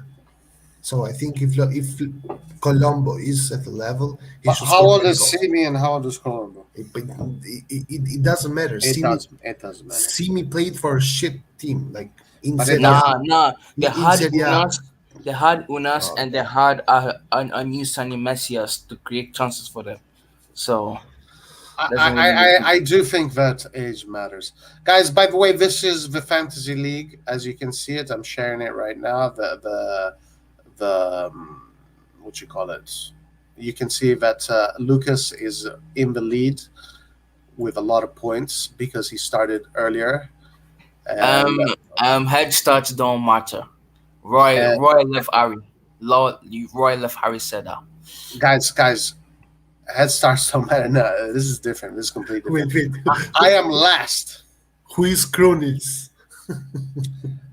Krunic is a guy that just no. I think he's just started today. I think it's this guy here is this guy Tito Munguia who asked the code. So I'm assuming it's this guy. He just signed up. You can sign up as we go, but right now, out of everybody, I'm clearly the last one. This is who I have. Nandes did not end up playing today. I'm expecting a good game from Pellegrini tomorrow. I'm expecting goals from Rebic tomorrow. I'm expecting a good game from Bonucci tomorrow. Dumfries only got 1 point. Rui Patricio, Lazzari, Yoshida, Immobile, Quagliarella, Dybala. So, how many points did you get today? You got a bunch of points today. Yeah, I got like 20 something points today. So Vlahovic So got so you 6 points. I'll still be in the top 5. Orsolini gave you 5 points. I mean, your midfield is really good. Even your defense, you got well, except for Tomori because he's not playing, but you got a lot of good players. That's a really good team. I gotta give it to you, Lucas. Thank you, Ryan. All right, so let's keep on going. Raul wants to get into it as well. Raul, so what you want to do? You go to hold on, let me write it down for you, guys. Give me 1 second as I invite. We want the whole family involved in this. Go to seriafantasy.com, register, sign up for your team, and then use this code when asked to join the league, and you can join the Rossonari TV Serie A League. All right, so let's move on to our attacking midfield positions. I heard from everybody, and let's see. Florenzi Diaz Leao. Now, as far as I know, Florenzi, last I heard, he's out. Am I correct about this? Have you guys heard the same? No, I haven't heard that. No. I've heard that he's going to play. All right. Okay. So I want to go. I want you guys to go first. Let's start with Red John. What do you think about Florenzi Diaz Leao in that top 3? I think we have to play Leao because we have no other player on the left wing because Rebic has to do the striker. We go back to the same conversation then, so I don't want to start. Then Florenzi, whatever, man. It's just a Castillejo for me. He doesn't tell me anything. He is just going to be there and whatever. But then for Diaz, in my opinion, Diaz should play maximum 45 minutes and then get subbed. I don't want him to get injured because we have no other player to substitute him. So I'd rather in the second half sub Diaz out and put Messias or put even Maldini. I don't care. If we are up by 2 goals in the second half, I don't want to see Diaz in the second half as well because he's the only cam that we have. So I think that's fair. It's fair to say that because we do not want to lose Diaz. Diaz is too important for us in this current moment, and I think he's probably him and Rebic right now offensively are 100% our two important players. I don't think he's going to play the whole 90 minutes. I don't think so. I'd be surprised if he does, but hopefully they can score some goals in the first half and make changes in the second half. All right, Vasil, what do you think about our top 3 attacking midfielders for this game? Diaz, Leao, and Rebic. Actually, I feel like it's a good starting lineup, but I feel like Diaz might, because if he gets injured, God forbid, we're screwed. So I feel like I know Krunic is out. I don't know if Paolo Maldini, not Paolo, but Daniel Maldini can start instead of Diaz. Could be an option, but I don't think Pioli is going to risk it, so it's going to stay this way. I'm fine with it. But I'll probably start Maldini, which I don't know. You would start Maldini from the beginning? Like I just was thinking out loud. Nah, probably not. No. Let's just start with Diaz and maybe second half throw in Maldini just to give Diaz some rest. because we need him 100% fit all for the rest of the games. Hmm. Okay. Okay, so someone earlier said that Giroud was starting. Sky said that Sky reported Giroud is starting. This report here from today says Giroud leaves training early as back problem persists. He will miss Venezia game. So obviously there's a clash of information here. Um, uh, Lucas, any opinions regarding the three attacking midfielders? Yes, Florenzi is an awful addition to the squad. I would have liked if was going to play as a right back, but as a right winger or as a right mid, he just sucks. Oh, Like oh, he offers nothing going forward. Defending, I don't think he offers anything. Like every single time I've watched him, he's just invincible. I don't see him. I don't see him at all. For Diaz, I would bench him for Daniel Maldini for this game. I think Daniel Maldini has what we need to destroy Venezia. Leao, yeah, I'll play Leao, and Rebic, I'll bench Rebic for Pellegrini. You can always bring Diaz and Rebic in the second half if things are going wrong. mhm. So what's the point of playing them? Like, come on. Well, I think you guys. I mean, I think Lucas, you're underestimating the Serie A little bit too much here. Let's see. I'm not underestimating the Serie A. I'm optimistic about Daniel Maldini and Pellegrini. Well, again, okay, that's your opinion. I respect your opinion. I do want to have. I do want to push back on Florenzi. I think you actually. I want to ask you: do you not think that the reason why Florenzi has not been very present is because he still needs to understand Milan's system. He still needs time to integrate, to adapt, and then to release his talent. You think he's just going to be like this for the rest of his tenure at AC Milan?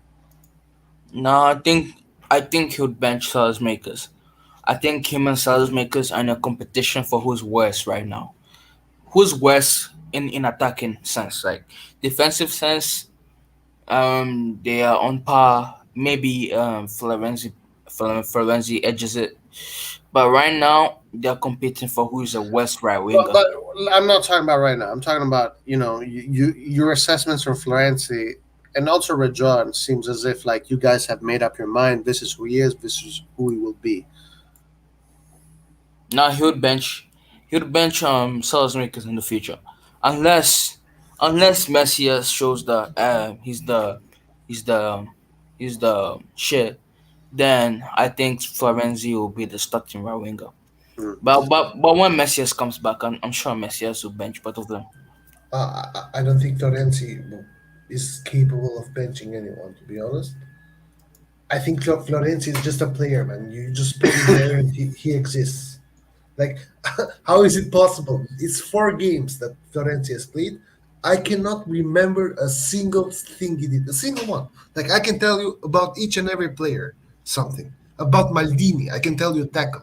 I don't remember a single thing about Florenzi. It's unbelievable. Even Samu Castillejo gives you something memorable, a mistake, something. Torrens is just there. Like you don't remember. Like sometimes I forget he's even playing.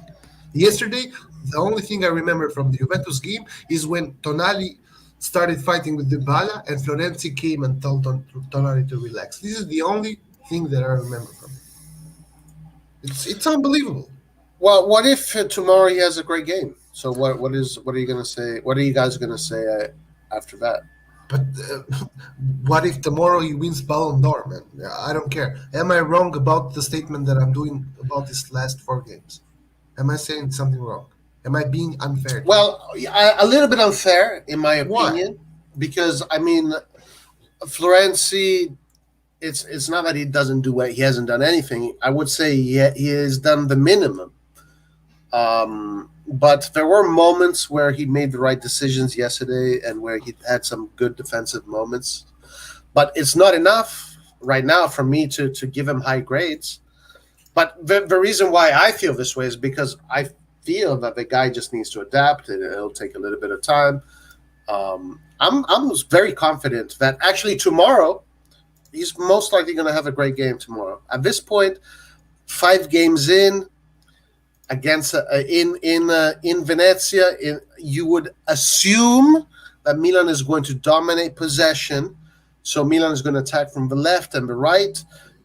You would assume that Florenzi is going to have a lot of opportunities to put crosses in, to create plays, and tomorrow could be a big game for him.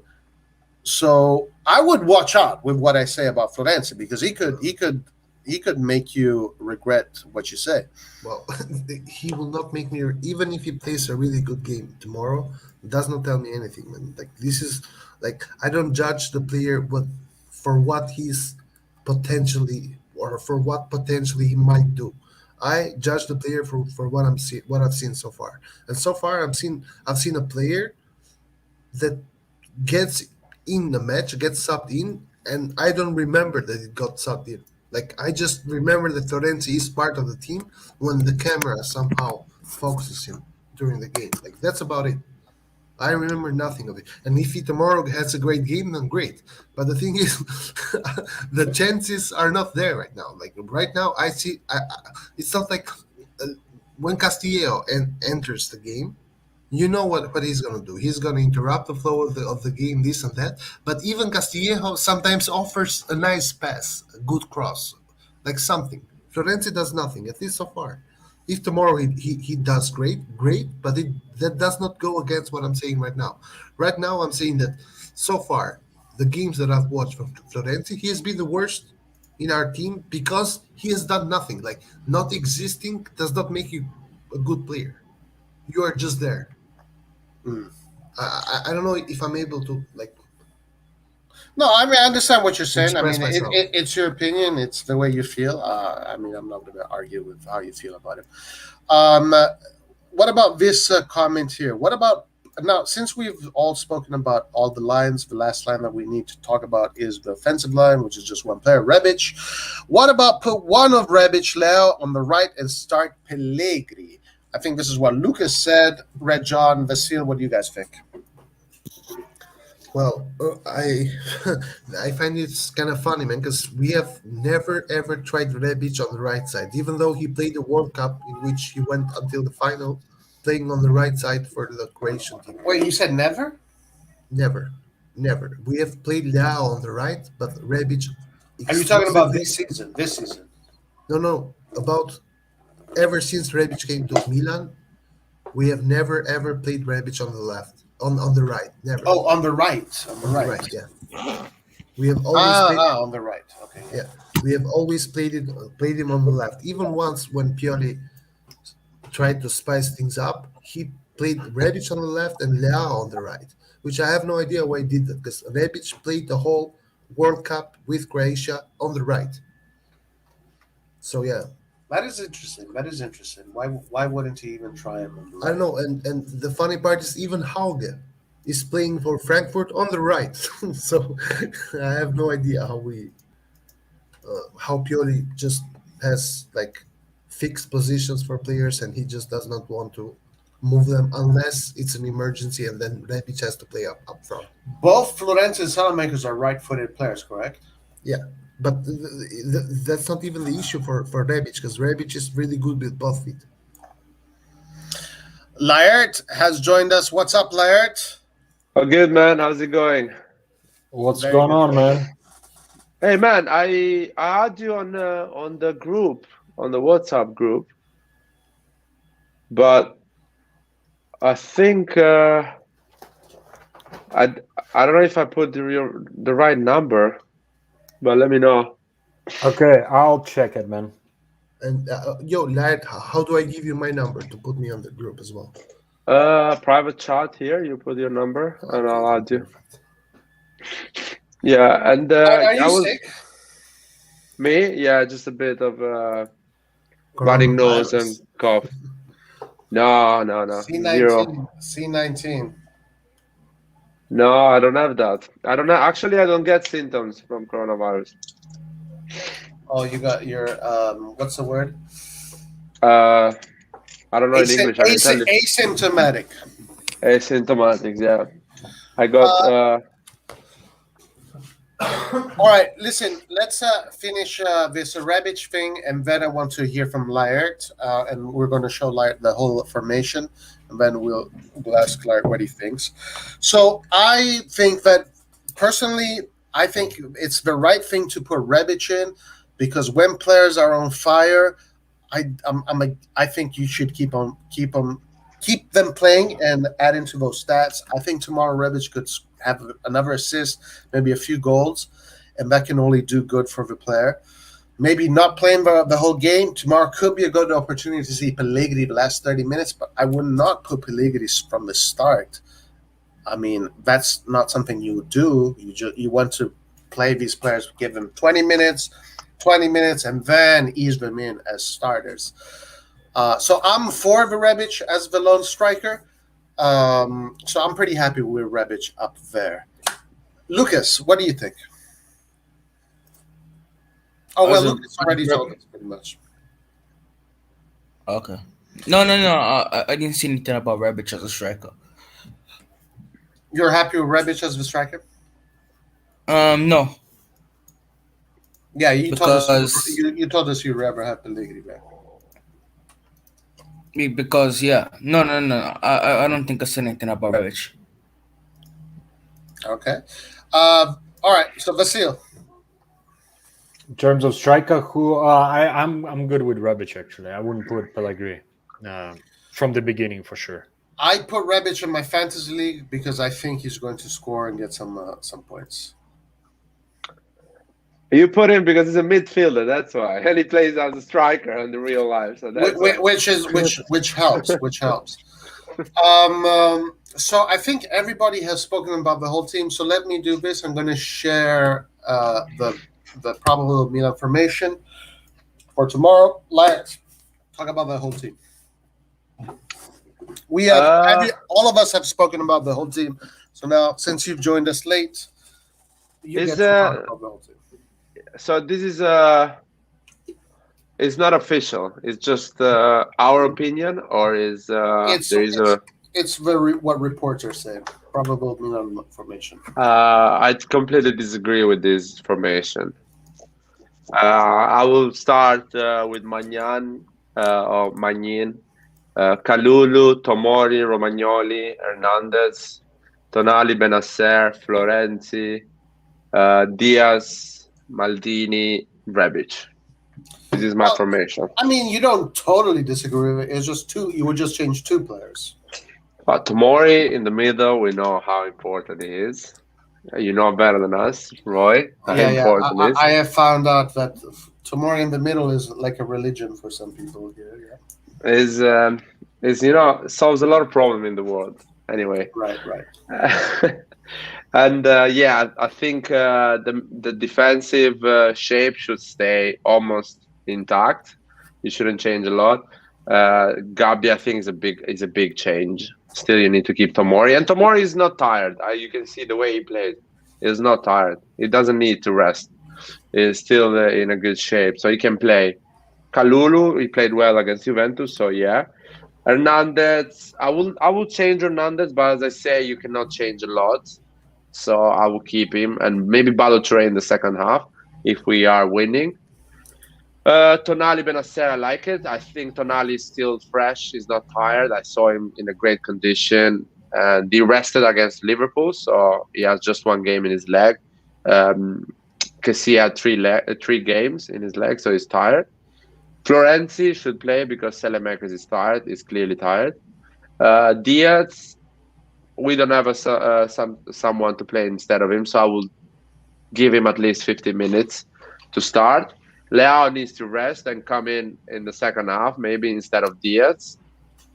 Maldini, I think, is ready to start against Venezia. Rebic, as you say, is important, and he's scoring goals, is in a good mindset. So, yeah. But Maldini should start, man, because Leao, I don't feel Leao is rested. He needs to rest. Leao and Kessie needs to rest. What about Diaz? I think Diaz is tired, but mentally is in a good shape. You know what I mean? I can see that actually is still dribbles. He still has some ideas. Mentally, he has motivation to put a bit more effort. And Venezia is not going to be a massive effort for Diaz. I don't think it's going to be such a physical game for him. So he can handle the 60 minutes game, and the second half you can put three midfielder, so you can add KSC and play with three midfielder, or you can actually put Leao, and so Rebic can be the number 10 in the second half. Real quick, I think what's Rebic the, can do what's another the- 90 minutes. Real quick, what's the topic? Yeah, Nathan, it seems like you weren't available for most of it, but we're just looking at the probable Milan formation based on reports that have come out, and I have it written down here. We're just going over formation and sharing our thoughts about it. But yeah, as you say, Roy, I basically agree with almost everything. Tomori doesn't need to rest; he needs to play, and Leao needs to rest. In my opinion, he needs that recharge. His mind needs to recharge and get the motivation back, what he was in the beginning of the season, the first 3 games he had, which he was looking really good. That's my opinion. Okay. And Leao is not a small game player. I think he has a lot of complacement against teams like Venezia, so I don't think he's gonna give a lot. I think Maldini can do something. I do think that Maldini at this point can start, and I'm not opposed to Maldini starting. And it'll be nice to finally see what he looks like when he does start in important games. But as you can, let's see, maybe it will happen. We'll see. Nathan, do you have anything to say about this formation? Can you go over the players in the formation one more time? Because I think I got out at that point. Yeah. It's a Magnin, the goalkeeper, the defensive line, Kalulu, Gabbia, Romagnoli, Hernandez, the double pivots, Tonali, Benacer, the 3 attacking midfielders, Florenzi, Diaz, Leao, and the lone striker, Rebic. It's pretty. Who are the subs? Like, is Messias and Pellegrini, are these guys available? Let me see if I can find the whole list of players. Yeah. In the meantime, yes. Yeah. I wish Tomori was playing instead of Romagnoli, because when we actually are playing in real games, if Tomori's available, Tomori is going to be paired with either Cajer, Gabbia, or Romagnoli. So if you have a new center back pairing, it should be with Tomori, since he's most likely going to be the one that pairs with him in like an actual series game. Other than that, the defense, I like it. The double pivot, I mean, there's not much. We don't really have options, really. So, I mean, Tonali and Benacer makes sense. Kessie needs to get his mind right anyway. So, I think I would also play with Maldini. I would start Maldini,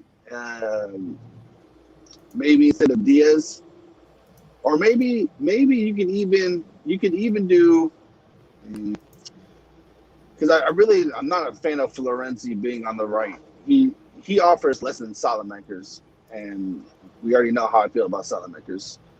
But yeah, I would say have Maldini start. I would also play Rebic on the left. Leao definitely needs to get his mind recharged as well. If he had a sharper mentality, I would say start Leao, but his mentality, like you said, Roy and Larry, his mentality is weak when it comes to these small games. And then up top, it is what it is. You just play Giroud or whoever. Giroud is not available for tomorrow's game. So wait, is Rebic playing up top? Yeah. Oh, okay. Then and I would do Maldini in the middle, or then put Diaz on the outside. Like, we can afford to do that, since Venezia is not really gonna trouble us like that. so we can afford to do something like have Diaz on the outside and Maldini in the middle. Which and now that you corrected me, yeah, Florenzi really is the only one to play there other than Salamakers. So yeah, that's what I think about that. All right. Guys, what do you guys think if Milan does not win this game? It's unacceptable, man. Pretty much. Well, I will get over that, but I will be really upset with the fact that we bought 11 players and we still are not sure how. We don't have enough players to rotate, basically. We bought 11 players this summer and we don't have enough players to rotate in the midweek against Venezia. I'm not upset with Maldini. I'm upset with the medical staff, with the way that these players are trained, with the way they're dealing with situation outside the 90 minutes, outside the what happened in game. You know what I mean, Roy? I don't know if it's understandable. The way they train, the way they prepare the week, the way they do things, the way they eat, the way they rest. I don't know, everything that Something actually influences. So there is something wrong because it's not possible that. I mean, Giroud played 20 minutes against Liverpool, so you cannot get an injury that is going to stop you for 10 minutes, a back injury that's going to stop you for 10 days with 20 minutes game. A professional player, you know, Giroud never got injured with Chelsea. He was playing 20 minutes, half an hour. He's coming after 2 weeks, 10 days not playing because COVID, so training at home, so no stress, nothing. He plays 20 minutes with us and he gets injured for 10 days. There is something wrong with us, not with Giroud. We need to understand that. A lot of players, they were completely fine before coming and playing with us, and they get injured a lot with us. So there is something wrong with us. And we need to fix that. I don't know. Down to how they train? Like maybe in training, they don't. In training, they might need to say, okay, play like how you train, or, you know, play like how you train, but if there's like a hard tackle, let's, you know, think twice about tackling hard. Because how many times have we seen in the past players fighting in practice because of a hard tackle? So, but we're not talking. Just hold back on our challenges. Yeah, but those these injuries are not concussions, are not it's not tackle injuries. It's back pain, muscles. So there is clearly something wrong with the warm up. There is something wrong with the exercises they do, with the type of training they have. They get tired or they're pushing themselves too much, so they get injured. That is my fatigue is something probably that is influencing those injuries. I knew Calabria was injured because I saw it at Anfield. I knew he was not ready to play. For example, Kier, that is a mistake of the staff. Kier, after 90 minutes in Liverpool, shouldn't play against Juventus. I'm sorry. I understand he's a key player, and you are like, but you have to think, no, he's not starting. I have Florenzi. I put Florenzi on the right back, or I put Kalulu. That's why we have these players. So that's the thing.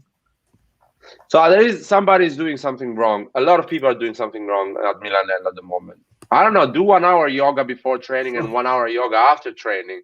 Fucking stretch your body properly. So you can do some. I mean, what the fuck Inter is doing? What the fuck Juventus is doing? What the fuck Sampdoria is doing? Can I ask you a question?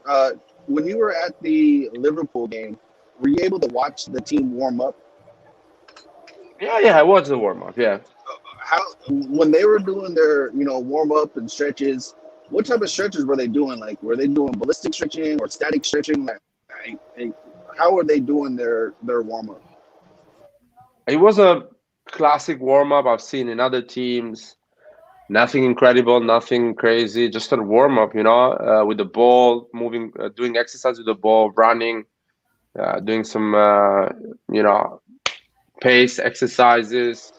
It was a proper warm up. I mean, I mean, these are pros, man. They need to know their body and how to warm up their body. It's not they learn today to do that. I can do that. Well, And then the reason another why thing I is, it's asked, not even the bad reason, luck. It's the second season that we're still having a lot of injuries. So there is something that is done wrong. Second, it's been Yeah, like yeah. I 20 asked. years. It's been 20 years. Well, I cannot talk about the 20 Yeah, years before because there. probably the person that was working 20 years ago is not working at Milanello now. We never know. But at least I'm sure the person who was working the previous year is working this year. No one got fired. So But clearly 2 years in a row is not bad luck. You cannot say bad luck. It's impossible. also, Well, there. I asked. doesn't the coach get the athletic preparator with him? Like, isn't the athletic preparator part of the coach's stuff? Yeah, but no, a coach like Pioli doesn't get all these people around him. I think there is 5 people in the staff, the Pioli. So Pioli gets fired, other 5 people get fired. That's it. All right. So I think it's all about Milan Lab and all the Milan as a club. I don't think Pioli is bringing somebody he knows that prepares physically his team. Like a manager, probably like Mourinho, maybe brings like 10 people with him, or Guardiola brings 15 people And with him. Conte? Conte probably is one of those that brings a lot of Okay. people with him. 'Cause- It brings like 8 or 9 people with him. Last year, Inter had Pintus. Like, I don't know. Like, Pintus is regarded, I guess, the best athletic preparator and this and that. And they had almost no injury last season. For example, Tuchel, when Tuchel moved to Chelsea, he brought like 5 people with him. So Chelsea doesn't get injured or knows how to deal with injuries because Chelsea as a club has the right people hired that deal with that, and they prepare the team in a way that Tuchel can do his game. So AC Milan is behaving the same way. Pioli is asking some standards, physical standards, and they are doing the exercises to provide that. And they are doing it wrong. Yeah. I know Yeah, this yeah, person that's probably why has been that's working why for I 10 asked you. years to AC Milan, Yeah, but that's it's why. not wrong to fire people. I'm sorry. Or at least to Yeah, tell that's people, why. listen, what the fuck are you doing? That's why I asked you if you had watched the warm up, because in my 25 years of playing, I've never, ever, ever pulled a muscle or strained a muscle or anything Nathan, like that's that. because you're So playing with kindergarten people. it doesn't matter. It doesn't matter what level you're playing. If you stretch properly and you do proper warm ups and you do it correctly, and like Larry said, you know your body. If you know you're getting into a game and you can feel that your hamstring is not Nathan, properly stretched, hold on, hold on. Nathan. If you go into a game and you feel that your groin is not properly stretched, you know that you're not going to be able to perform like how you should. And one overcommitment is all it takes is for you to do something wrong. I'm sure Roy could probably say and tell you that through coaching.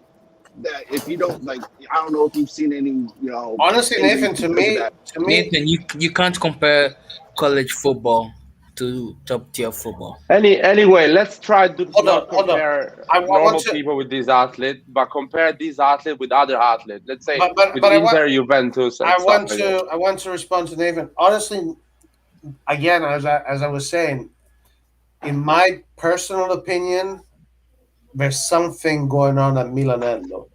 Yeah, It's not necessarily. I don't know if it's staff. It could be the fields. It could be the equipment that is there that they use there.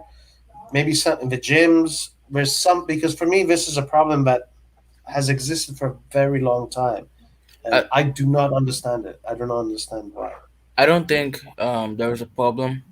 I just think those doctors and those physios that work at the club don't want to take any risks. The All doctors, these injuries, the doctors all don't these know. injuries that The we doctors get, don't know the player's all these injury injuries better that than we the own get, player.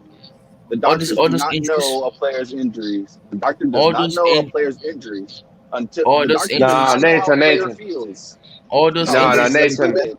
That's are just stupid. precautions, bro. They are not actual injuries; they're just precautions. Even Zlatan's injury before the Liverpool game, it wasn't an actual injury; it was just a precaution. They didn't want to risk him. No. It's Hold on. just That is they're all just precautions. hold on. Lucas, An Lucas, inflamed you have Achilles no clue tendon what you're talking Achilles about. is an injury. Is an injury. Yes, but he it was a precaution. Like he wasn't. He could have played against Liverpool. That's my point. He No, could have played no, against because them. he could have And if played he played now with and if he Venezia. played This, against Ne- and if he played against Liverpool, he would have been injured. So it was Lucas, a can you I'm hear precaution. sorry, yourself? Can you actually record? This thing is gonna like get Lucas, you recorded. Can just have you no read? clue. Yeah, and there is nothing wrong with what I'm saying. Lucas, you literally have no clue what you're talking about. I You No, have no, literally I have no no. clue have what you're talking Let's about. say, Nathan, just a second. Let's say he knows what he's talking about. You know what precaution doesn't mean. You don't do that game because you're gonna do the other one. So that is a precaution. You don't risk it the next game because you're playing the other one. Ibrahimovic is not available for Venezia. He wasn't available for Juventus, so he's an so injury. If it so takes you're telling a me week to go back, he's an injury. It's not a precaution. Precaution so is you're like, telling me he got okay, injured. You're telling me he got injured after playing 12 minutes or 15 against Lazio. but I'm Yes. not even putting. Listen, I'm not even putting Ibrahimovic in this talk. Ibrahimovic is 40 years old. I'm not even putting Ibrahim. I'm putting Calabria. I'm putting Kier. Giroud is still here. I'm putting people that are young, man. I'm putting Okay, Krunic, here's injury. Bakayoko. These are young people. These people shouldn't get injured so quick. I'm putting like Chalanoglu previous year was getting injured. Benacer coming back and getting No, injured again. Tranoglu played out of game. He Conti. didn't get Do you injured. remember Conti, man? He was injured Conti forever. always injured. Gabia injured. He's coming back and he's injured again and stays another month away and coming back in spring at the Even Maldini got injured last year. No, yeah no. Maldini. Yeah. I At watched. the end of the season, we didn't have Maldini for like a month because he got No, injured. yeah. I watched the game that he got injured. I think was against Fiorentina. It was a Primavera game, and they lost. He got injured in like the first half in like the 30th minute, and he still played the full 90 minutes. So it's all about precautions. It's just Well, Well, precaution. well, Most of them. that sounds like mismanagement to me. What you Most described. of them are just precautions because this team doesn't need one player to win games like Juve needs Chiesa to win games for them. no. I like if I can say Lucas. first of all, there is no such thing as precaution for 1 month. Exactly. First of Precaution all, for please no one please knows no let one me knows if Pizarro is injured or not. So you can't tell me no if Pizarro is injured. okay. Lucas Okay, was why Lucas. Pellegrini is not playing? Why Pellegrini is not playing? Why He's Messias is not ready. playing? No, Pellegrini- why Messias is not Allegri, playing 10 minutes? 10 minutes against Juventus. 10. I'm not it's talking about because all of the game. Pioli. No, it was Pioli's decision not to play him. Because He was ready. because our Lucas, because Hold on, our Mike. staff is not good enough. That's You it. saw him Hold on, warming up. You saw him Lion. warming up. Hold on. These two examples are not in the same category. Yeah, exactly. Like It's the same. Lads, It's the same Lads, staff. They they're don't know ready. what they're doing. They don't know what Messias they're is doing. not Messias is not match fit yet, and Pellegrini is not match fit yet. Roy, you don't- We're not Roy. injured. We're not injured. Okay, bro, you don't need to be match fit to play 10 minutes, man. You don't need to Look, be guys, match it's fit to gonna play be 10 minutes. impossible to Well, explain this to Lucas. He has no game Pioli's experience. decision. It's Pioli's decision. Listen, Nathan. I don't need experience Yes, you in do. You have no kindergarten football. experience playing. I You don't are need not. You have experience no in experience playing playing athletics in kindergarten general. football. You You have no you played experience kindergarten in football. sports in general. You I'm cannot sorry. you cannot come If you here have and never brag played about or coached, I kindergarten can't. football.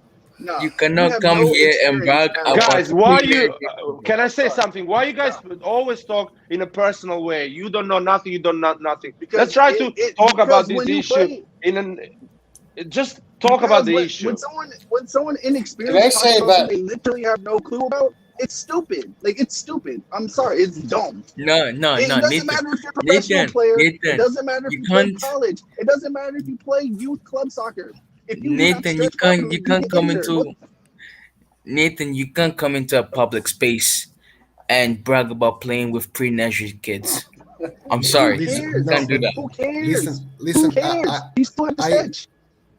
I agree with Nathan in the sense that it doesn't matter the level in which you play. We are getting muscle injuries. Muscle injuries happens to everyone who has played any sport, regardless Everyone. of the level Exactly. of the sport.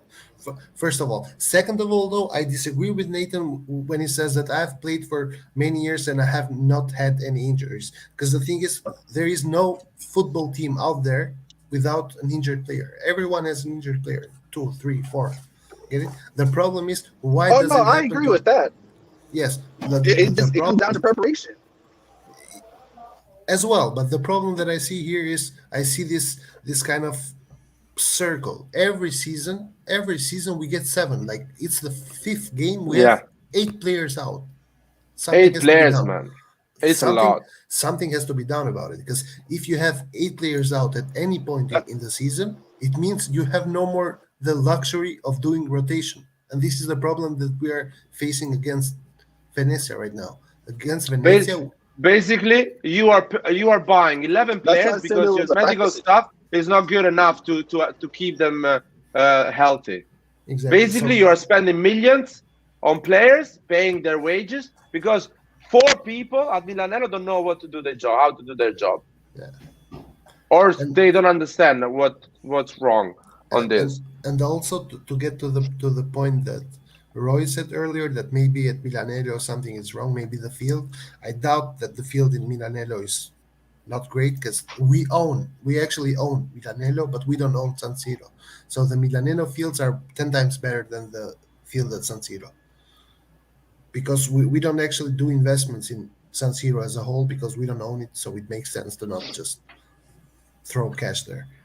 And also, to one more point is the fact that at some point something has to change, man, because we cannot keep like this. The problem is that we have eight right now, and we had some very important games, but as the season goes on, the players that we have available at any given point are going to Wait, be wait. tired. Who are the eight? I'm only reading six. So Ibra, Giroud, Krunic, Bakayoko, Bakayoko, Calabria, um, Plizzari, Kier, Plizzari, seven, and one more, Yeah, Pellegrini, who said Pleasery was injured? because he's not even on the list anymore. Kier, You Kier, can't assume that Kier, he's injured because Kier is he's not on the injured. list. Kier is not injured. What? Yeah, You cannot assume that Pleasery is injured because he's on Krunic, the list. Nah, Krunic. Lucas, Kier is actually what Lucas was saying. He's in just a precaution, according to what I'm reading here. I think this precaution thing is bullshit. No, Well, No, I mean, Giroud, it's you're not telling me complete bullshit. It's you not. were Guys, telling me listen, that listen. Giroud can't play because he has a back injury. Like, are you That's serious? an injury. That's not precaution. Precaution is when someone is not injured and he just maybe you don't want him to get injured. Like if Ibrahimovic has an inflamed tendons Achilles, that's not a precaution. That's an injury. You can't play with it. No, I don't think he has that.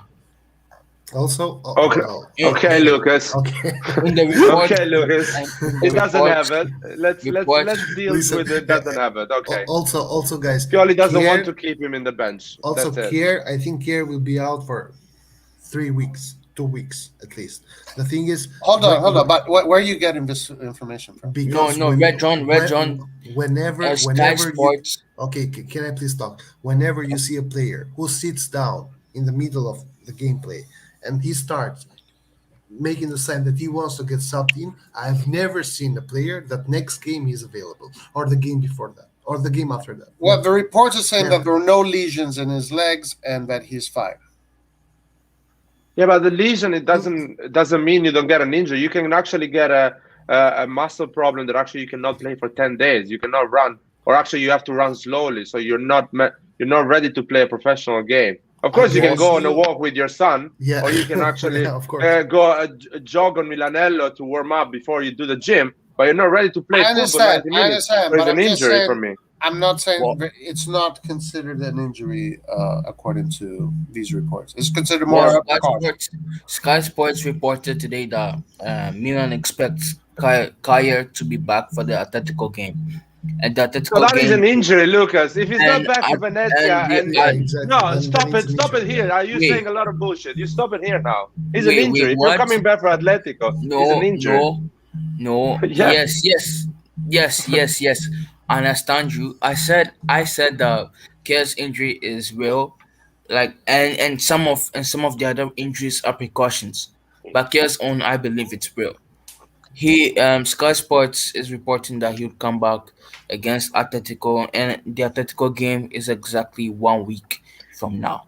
Yeah, but the thing is, even at the Atletico game, he will not start because he will not be match fit. So Exactly. This is another problem. This is another problem. Like, Lucas. Hold on, guys. Hold on. I mean, here Lucas is a little bit more correct. As again, if he's injured, then the reports would say he's injured. I think with Chiara is actually a precaution. but where are you even reading these reports, man? A Gazzetta dello Sport. Well, Yeah. Okay. Gazzetta Okay, dello Lucas. Sport. Lucas. Uh-huh. Gazzetta dello Sport. Where the Gazzetta dello Sport gets those informations? From AC Milan. Well, I don't believe in Gazzetta dello Sport. I believe in No, Sky. but okay, Sky Sports. Where they get this information? They go to AC Milan and they ask, "What's wrong with Kier?" AC Milan, to cover their ass, says it's precaution because they cannot say I have 11 players injured because I have a shit stop.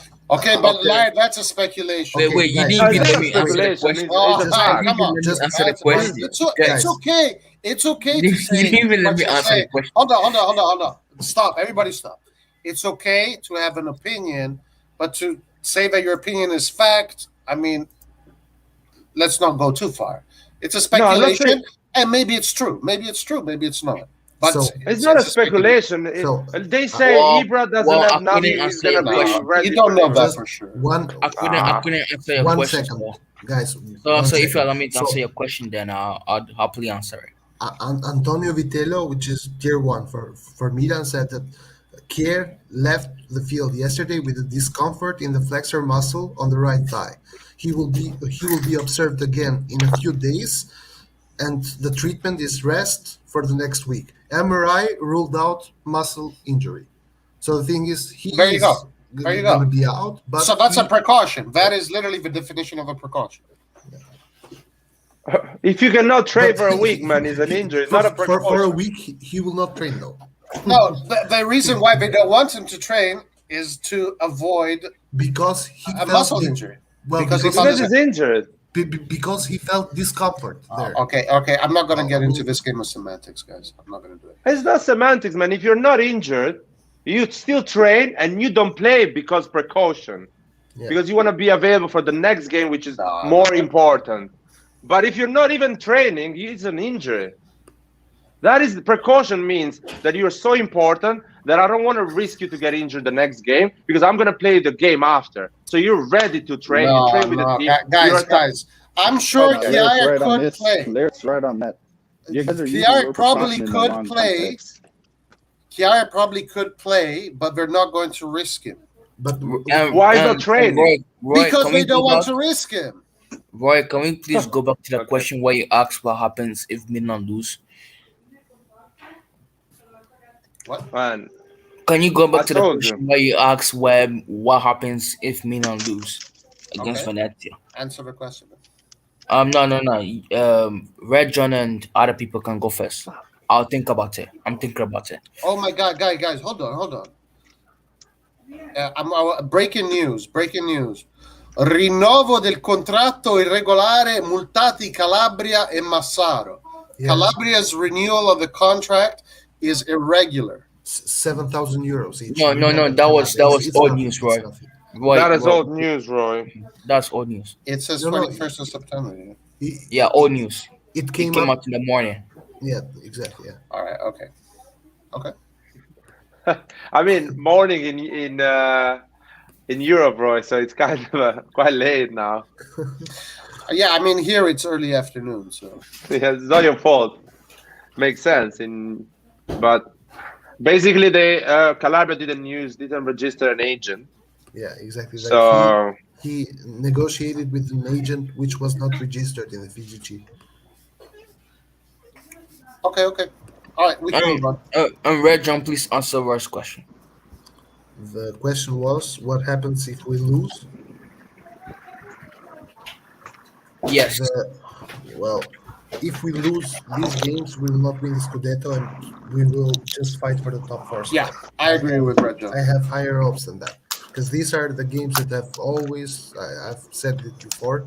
They have They've always lost us Scudettos and runs and everything, so we must go with the best possible formation, keeping in mind that we have to also avoid injuries, which means a super light rotation I'm okay with, but I need the 3 points at the end. Like from the next 2 games, I want 6 points, not 5, 6. Well, 5 is not even possible, but not 4, 6. Do you guys care about how we play? All right, guys, We I should want win to these read games, this. but I want to read this, and then we can interpret it however we want. The morning's edition of Gazzetta dello Sport reports that the magnetic resonance scan that Simon Kjaer underwent yesterday after the muscle injury suffered during Sunday's match against Juventus fortunately ruled out injuries to the flexors and therefore a longer time out. However, the paper does add that the Dane will almost certainly miss Milan's next 2 leagues matches. So the magnetic scans ruled out injuries. So therefore, you have to assume that they're taking precautions.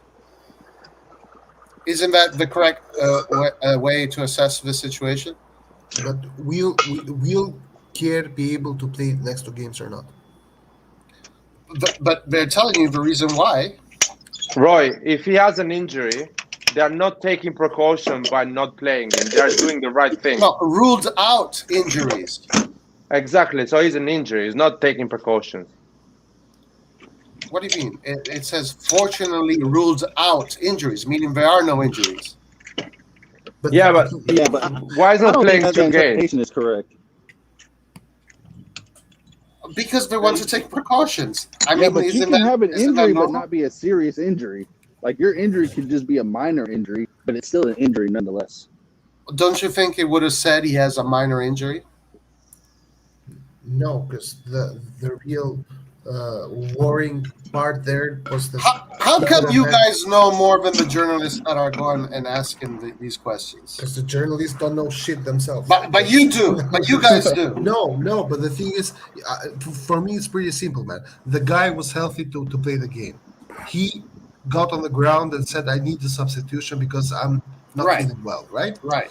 He gets subbed out, right? Okay, no.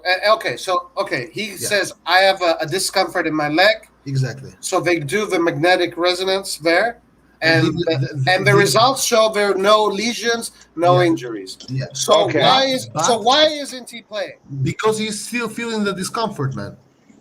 That's why I say it's a minor injury. They now are terrified. Hold on. Where does it say that he's still feeling a minor discomfort? Where does that say? Because he felt it in the game. How do you know he's still feeling it today? Because this is how do you know? The reason why they are taking precaution is exactly this. Because he felt that and he still feels it. How do you know he's still feeling it today? Because he's not training for a week. Guys, we have to be careful. That's between speculation and opinion. Otherwise, anybody can say anything, and it's always true. So why is he not playing then? If it's not even a minor injury, why is he not playing? Because we're taking precautions. Because maybe something happened. On what? But what the precaution is to make sure that minor, very minor injury doesn't become a major injury. That's what the precaution is.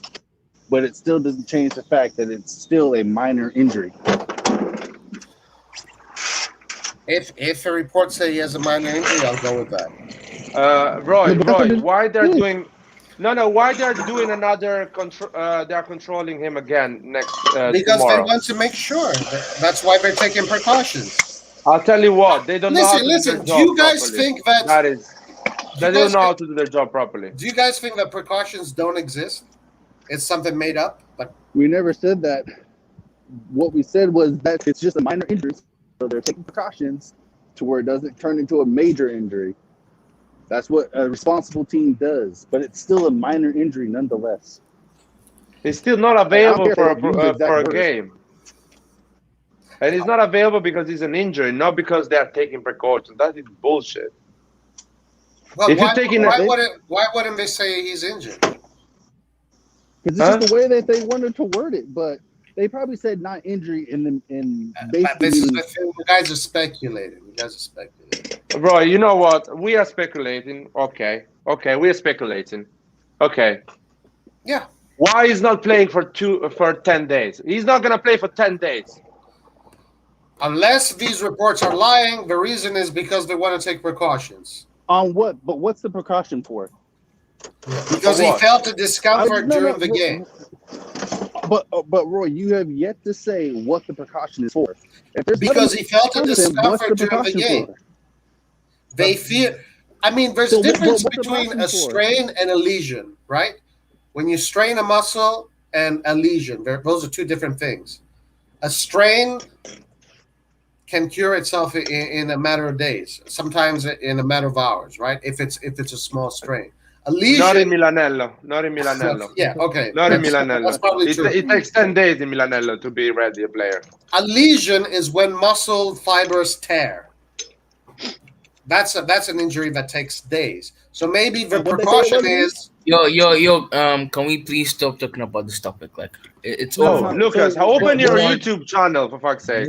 Why don't open your YouTube channel? I want to talk about this. Seriously, man. Lucas on mobile, a new YouTube channel talking about AC Milan. I'm gonna follow you. I'm gonna be your biggest follower. No. It's getting out of fun. Like, no one has any clue on what they're saying. It's okay, Lucas. It's okay. This is what men do. Men have arguments, and it's okay. It's okay to have arguments. Anyway, I just want to know what they're taking. Let's leave it at that. Yeah. You're Nathan. I'm waiting for the answer. What's the precaution? How many goals did you score against your? I'm not gonna your get nephew? into an argument with semantics, guys. How many goals did you score against your nephew in your soccer league? Bro, stop it. Look, Oh my God! It doesn't matter what level you play in. Lucas, you have no athletic background whatsoever, so I can't take you seriously in this. I'm actually in the football team in my team in my school. Okay. Yeah. Lucas, you never got an injury in your life. You're 18. I can throw you from the third floor, and you're gonna be fine. I was playing basketball, and I actually got a thumb injury. Oh, a thumb injury. Yeah. And you can play with a fucking how long thumb you injury. didn't play? No, you How can't. long was the injury? How long was the injury? I mean, sorry, I don't mean the thumb. I mean the finger. Yeah, I got injured in the finger. Okay, and how long did you stay out? I didn't play basketball for like a week. A week, okay. And you stay out because it was an injury, or just precaution? You couldn't play with that injury. Just asking. It was an injury. Let's say it's precaution. if somebody your team doesn't have any players, you are the only chance. You be able to play? Yes, I'll be able to play. So it was a precaution. No, you just said getting some rest. You can get 100%. No, you just said that there was no one else. So if there's no one else, then I'll play. Well, Yeah, but you are exactly either with a muscle injured or injury, you are you not can't injured. play. There is no something. Exactly. Like I What? said, he don't know, man. He doesn't know. No, He doesn't know you about it. guys were talking at the same time, so I couldn't hear what you guys said. Oh man. The thing is pretty simple, man. If your thumb or your finger was hurt, and it would make your performance on the pitch not perfect or not 100%, you are injured, man. Regardless of the fact that you could actually hold the ball in your hand, that does not make it a precaution. That makes an injury still. Even though if in an emergency you had to play, you could have played. Okay, It's I agree. injury. I agree. Hence, minor But and there's some- major injury. But there are some difference. instances where some people are not injured, but they just take precautions. Yeah. I agree with that. The problem is the precaution. You take it for one game. You don't take it for 2 games. Why not? Why not? Because That's a rule that you just made up. No. Yeah. Well, of course, but the thing is, I made it logically. The thing is pretty simple. Precaution is when you are not injured, but they want to be safe.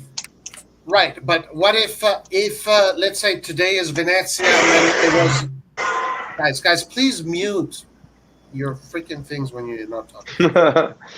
Or at least stop killing people in the background.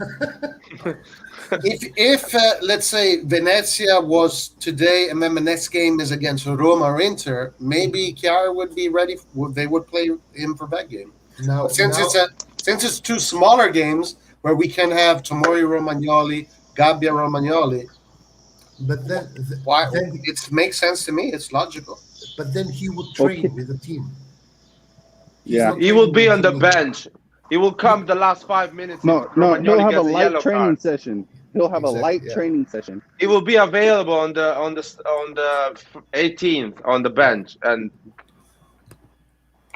Guys, to me, this one is clear that this is just a precaution. Okay. Yeah, but again, the precaution is to make it so that it's not becomes a major injury. That's the precaution. The precaution is to stop a small injury from becoming a big injury. That's what precaution is right here. anyway, we have 7-8 players injured. Whatever, how many there are. Even okay, here is a precaution. Why he's not available? Because he has this issue, whatever we're gonna call it. It's not an injury, it's an issue. So he's not gonna play the next 7 days. He's not gonna train, whatever he wants to do. Still, he's not available. I don't care. He's not available. Pioli cannot pick him at minute 75 and put him in the pitch. There is a problem here. I see a problem. If you guys don't see a problem, I don't know. I've been seeing this problem for a long time. A very long time. Also, Since Pato. Even before Pato. it's kind of funny how we chose to get Pellegrini. The Milan medical team is gonna kill him. I mean, let's be honest, man. Pellegrini came at Milanello 15th of August, 20th of August, something like that. So it's a month that he's training. You telling me he cannot play 10 minutes a professional game? I think he is in the list. I think we are going to see Pellegrini tomorrow. Is he on the bench? I think he's on the bench. Roy, you were going to tell me who was on the bench. I think we got sidetracked with something else. I'm trying to look for it. It seems like the official list hasn't come out yet. Listen, guys, he was on the bench against Juve. So, yeah. He was on the bench against Juve. Yeah, right. I think maybe against Venezia, since he's the only other striker, and we do need to rest Rebic a little bit, maybe we're going to get Pellegrini last 20 minutes, maybe. Also, let me add this as and well. it's about time. Laird is right. It's a month now. Give this guy some freaking minutes. But let me add this as well. If Pellegrini gets injured, I'm not going to blame the Milan lab for that. No, I blame the Milan lab. I don't give a shit. Dude, the guy has been, in the last 4 years, he has been injured 720 days. Like, this guy is an injury machine. Like, he wakes up in the morning and he breaks his leg, man. No, I'll blame. Listen, Red John, I'll blame the Milan lab because they did the medical to this guy before we signed him. 720 days, man. Do you know what that means or not? You have the equipment to understand what condition the muscles of these guys are if he gets. So I don't care. I really don't care, man. You can see the ligaments, everything. So I don't care. It's a Milan lab issue. I mean, how you can blame Pioli if tomorrow Pioli doesn't win the game? Let's say Pioli does a 1-1 or a 2-2, and he sees his bench and he doesn't have any impactful player to put on, or he puts all the players, but they are tired because they have been playing 4 games in a row. They are tired. They have some small injuries and they are kind of not playing 100%. How you can blame Pioli for that? And he has 7 players not available. 2 strikers are not available. That's so unfair, man. It's so unfair not having one between Giroud and Ibra on the bench to play the last 20 minutes. Rebic is playing all the games, basically. Lazio, Liverpool, Juventus, Venezia, and he's going to play against Spezia as well. Yeah. Hey guys, just a little parenthesis, which is still tied to this topic. I want you guys to take a guess now. This is a little bit of a quiz. And it goes back to the conversations we were talking about earlier, where Lucas was saying you can put you can put the Gesù, the Primavera on the pitch. Guess how many points Milan has acquired in the last 3 times Milan has played against Venezia? 3. No, 5. Now you can get 5 points. So draw twice, basically. You draw twice and win once. I think we got 1 point. 4 points. We won 1 game, tied 1, and lost 1. So this is why we cannot underestimate these small teams. We cannot 100%. we cannot put Milan. We know what Milan does against these small teams. Yeah, but Yeah. it was like 20 years ago, Roy. You cannot Okay, compare. but we had Maldini. We had at that time we had Albertini. We had crazy good teams. Maybe we had a lot of injury that time as well. Who remembers? We have a lot. We have a history of losing stupid games. And tomorrow, guys, these next 2 games are literally the 2 games that are going to tell us whether or not we're going to win the Scudetto. These are the most 2 important games of the Serie A are tomorrow against Venezia and then against Spezia. And I'm happy. So you guys are worried. So you guys are worried that we'll drop points against Venezia and Spezia. Yes, I am. So you guys weren't worried that we won't drop points against Sampdoria and Cagliari. No, not against Sampdoria. Against Cagliari, I was a little bit, but not against Sampdoria, not against Lazio. Against Juve, I had my doubts because that Champions League game kind of worried me the way it went. But then I saw that we have it in us. And I am not sure yet. I don't have confidence in the mentality of this team yet after I see what Milan does after these 2 games. Because these are 2 games that Milan has to win. Milan has to win these 2 games to win the Scudetto. These are the 2 most important games so far. And also Pioli said it as well. Like he said that he was sure that the team was gonna like get together and be super hyped and super concentrated for the games that we had in the last week, because it was against strong opponents and usually players just get like the extra motivation needed. But then he should, like he said, that the team should be super focused now, because these are the games where you lose a little bit of concentration, where you think like, oh, we are just gonna win it, like somehow in a way or another. But the thing is, these are the points that you regret at the end of the season. Yes. This like we risked to make top 4 last season because of the Spezia game, not because we lost versus Inter. Yeah. Yes, 100%. I don't know. I'm like, we don't have players, man. I still believe that we don't have players. We don't have enough players to play against Venezia tomorrow. I think Rebic is tired. I saw Rebic tired the first half against Juventus. Thank God Bonucci pisses him off and he turned it on. But he was tired. He was slow. Leao was slow. Selemakers was slow. Some players were really slow. Hey, Vasil wants to talk. Sorry. They've been playing a lot.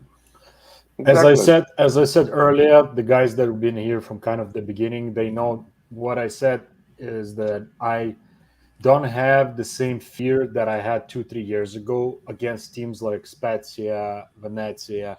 And it's not that I'm overconfident or I'm underestimating the opponents. It's just I know this team can do it. It's not like before. I wasn't sure at all about it. So I know we're gonna win tomorrow. We're gonna win 2-1. 2-1.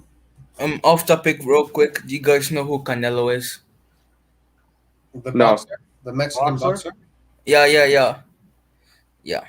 I'm sure you guys don't know what I'm about to say, so I'll keep quiet. I saw your reactions when I asked who Canelo was, and no one knew exactly who it was. So, bro, I follow boxing, bro. I follow boxing. Just say what you want to say, Lucas. You know boxers like Lomachenko, Usyk. You know boxers like that, man. Yeah. Lomachenko when he lost to like that new kid. Hmm. I forgot his name. But before that, man, you've seen his fights? Yeah, yeah, I saw his fights. I saw his fights. All right. What were you gonna say? Say it. No, no, forget about it. Forget about If it. you don't say it, I'm gonna take you out of a live. No, Roy, he wants to shut up. What?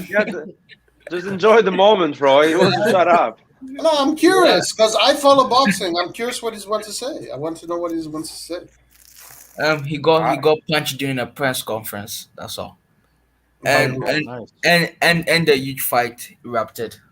nice, nice. Is it just the press conference that they had just today or something? Yeah, it's today.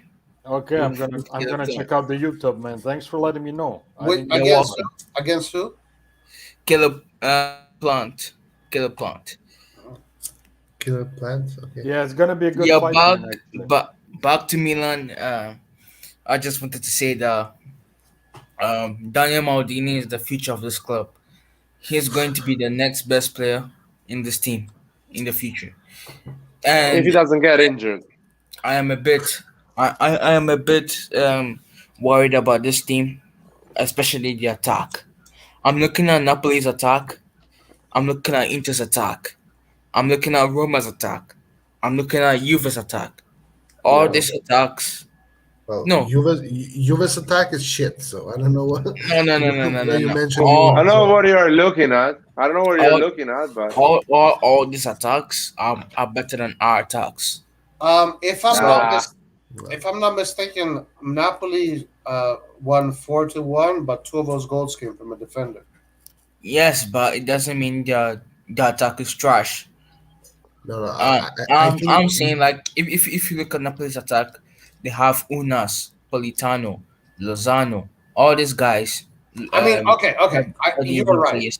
Anas, Politano, Osimhen, Petagna, Insigne, and Mertens is a top notch attack. I will not take that for from. sure. Yeah, I think Napoli has a very good team in And general. you forgot Zieliński. Zieliński plays as a come. Yeah, and also Even Elmas plays as Spalletti a come. is having a really nice uh, way of interpreting football right now. So I actually Yeah, like it. And I also saw the game against Leicester, and they just destroyed Leicester, man. I yeah, thought, wh- and wh- and and to continue my point, we have the best goalkeeper in Italy. We have the best defense in Italy. We have the best double pivot in Italy. All we're missing is a good attack. So in the summer and in the January window, all we need is to sign new attackers. Like No, and I disagree with you. all I the disagree money with has to you. go there. All the money I has to go disagree there. with you. Of course, we need a striker, but I disagree with you with And the these right teams have winger, better and the attack right than us. winger, and the right winger. Oh my God, Light, this man, light, you should be this locked right up. wing thing Light, is such a pain in light, the ass. light. You should be locked up for saying Makers is going to be better than Chiesa. You should be locked Listen, up. listen. That you said that Lazio has a great attack. Where was that attack against He's us? going to be Because when better we than Chiesa. He's going to be better than Chiesa against these boys. don't change topic, man. Let's talk about the attacks, man. Let's talk about the attacks. Inter, if we win tomorrow, Inter has the same points we have, and we have 7 injuries. Inter doesn't have any major injuries apart from Correa that he got injured. But But they have more anyway, they goals have a than us. They have more goals than huh? us. Don't forget. They have more goals Yeah, than us. I know they have more goals than us and whatever. But as soon as you win in 2-0, you don't need to win 6-0, man. You can finish 2-0. That's it. You don't need to have the best attack to win Serie A. You need to have the best defense, and you need to have players that score in big games and in big moments. I agree That's with you, it. man. I agree with you there. Mertens, Insigne can score 4 goals against Crotone, and when they have to fucking win the last game of the season and go in Champions League, they don't show up. That is No, that was a Lions, different team. Lions, That was a Lions, different And team. that's Lions, the thing. Lions. That was This a is a different P. team. This is a PG-13 stream. Please, no F bombs. Yeah, Lucas is here. Yeah, Sorry, man. yeah. Sorry, I didn't realize I'm that. Sorry. here, The poor boys. guy, the poor guy Um, doesn't even know I'm what actually you here. were I'm saying, actually man. here So, with my sometimes my he 7-year-old pretends. brother. I'm Oh, here Yeah, with my true. 7-year-old brother. So please be family friendly. oh, Yeah, you're right, man. You're right. You're right. You And know, by the I mean, way, one thing I also, want to with your say, guys. takes, with your takes, the way your takes are going, I think you're implying that Makers will be our future right winger. for the next 3 or 4 years. Is But that what you're trying to say? wait, just a He second. could be. He could be.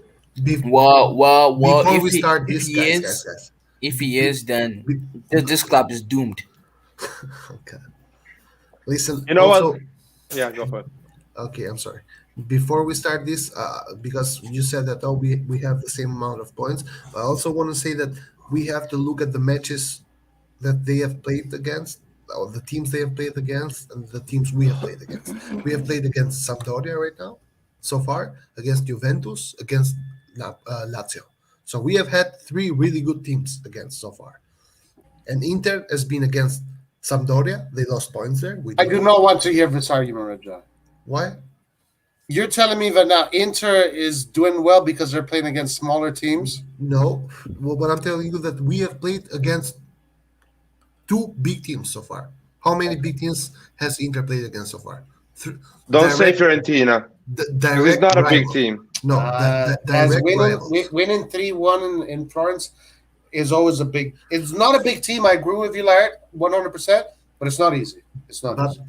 direct rivals, there are 7 big teams in Well, the league, bro, right? I'll tell you something. It's easy when an idiot gets a red card because he's an idiot, basically. Yeah. Fiorentina lost that game, or at least lost any chance to try to play that game, because that idiot doesn't shut up and keep doing that to the referee. So you lose the game, and deservedly so. Inter deserves the win because Fiorentina was stupid and that player was stupid. Yeah. So, but that doesn't mean I agree. with that. Inter has a great attack. That's why they won the game, because You they have don't a great think attack. Inter has They a won great it because attack? that was. I think Inter has a good attack, but not better than the year before. The year before, the players Inter had, they were scoring important goals on important games in Serie A. These players, when the moment is difficult and you actually need to win it, they don't have that to actually go and win it. Rebic Also- scored against Inter 1-1. Yeah. Also, That is if an I can add important something, goal. I think Lautaro Martinez is a Inter- big game scorer. nah. But No? I don't like Lautaro Martinez in general. Even today, he missed like 2 open net goals. Like, he's a player that, whatever. Like, I just don't rate him. I think he's a good player. He's not a great player. He's certainly not what Inter fans make him to be. Like, I think just Lukaku carried the shit out of them. Are you First guys of all. just saying this because it's Inter? Or are you saying No, it no, no. because... No. No. Let's talk about the big attacks. Roma against Verona. What happened to this big, great attack? Lucas, can you explain me, because I missed that moment. Ooh! Burn, What happened to Lucas? What happened to burn! Lazio the last game? That big, great attack. They draw 1-1. Because you give me a list of big attacks that actually are failing. Fiorentina, you love Fiorentina, Lucas. What is doing? Wait. Did you just say Lazio? Yeah, I said Lazio. I don't 1-1. think I don't think I mentioned Lazio in my great attacks. Oh my God! I You only mentioned it. mentioned You mentioned it. I only You mentioned mentioned Napoli. it. I only mentioned You Napoli, Inter, Juve, and Roma. Those are the only attacks I mentioned, and I forgot to mention Atalanta as well. I didn't mention Oh, Lazio. now you're mentioning Atalanta. Okay, what about Juventus against Empoli, or Juventus against whatever team against Udinese? These Well- big attacks. Well, in that instance, the team didn't play well overall. Oh, thank you.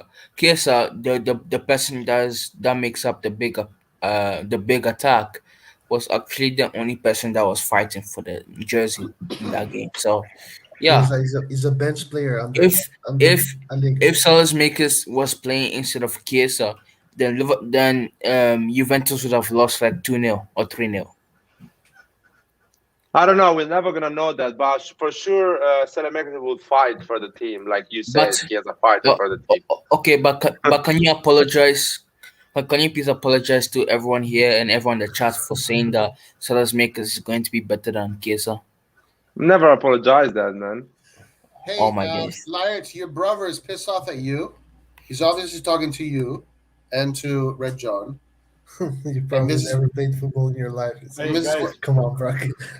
Lautaro is embarrassing, bro. Come on. No. Embarrassed. No, I never mentioned Lautaro. So I guess he's talking I, about Rojo. so I don't know. I don't He's know. talking about But Milan.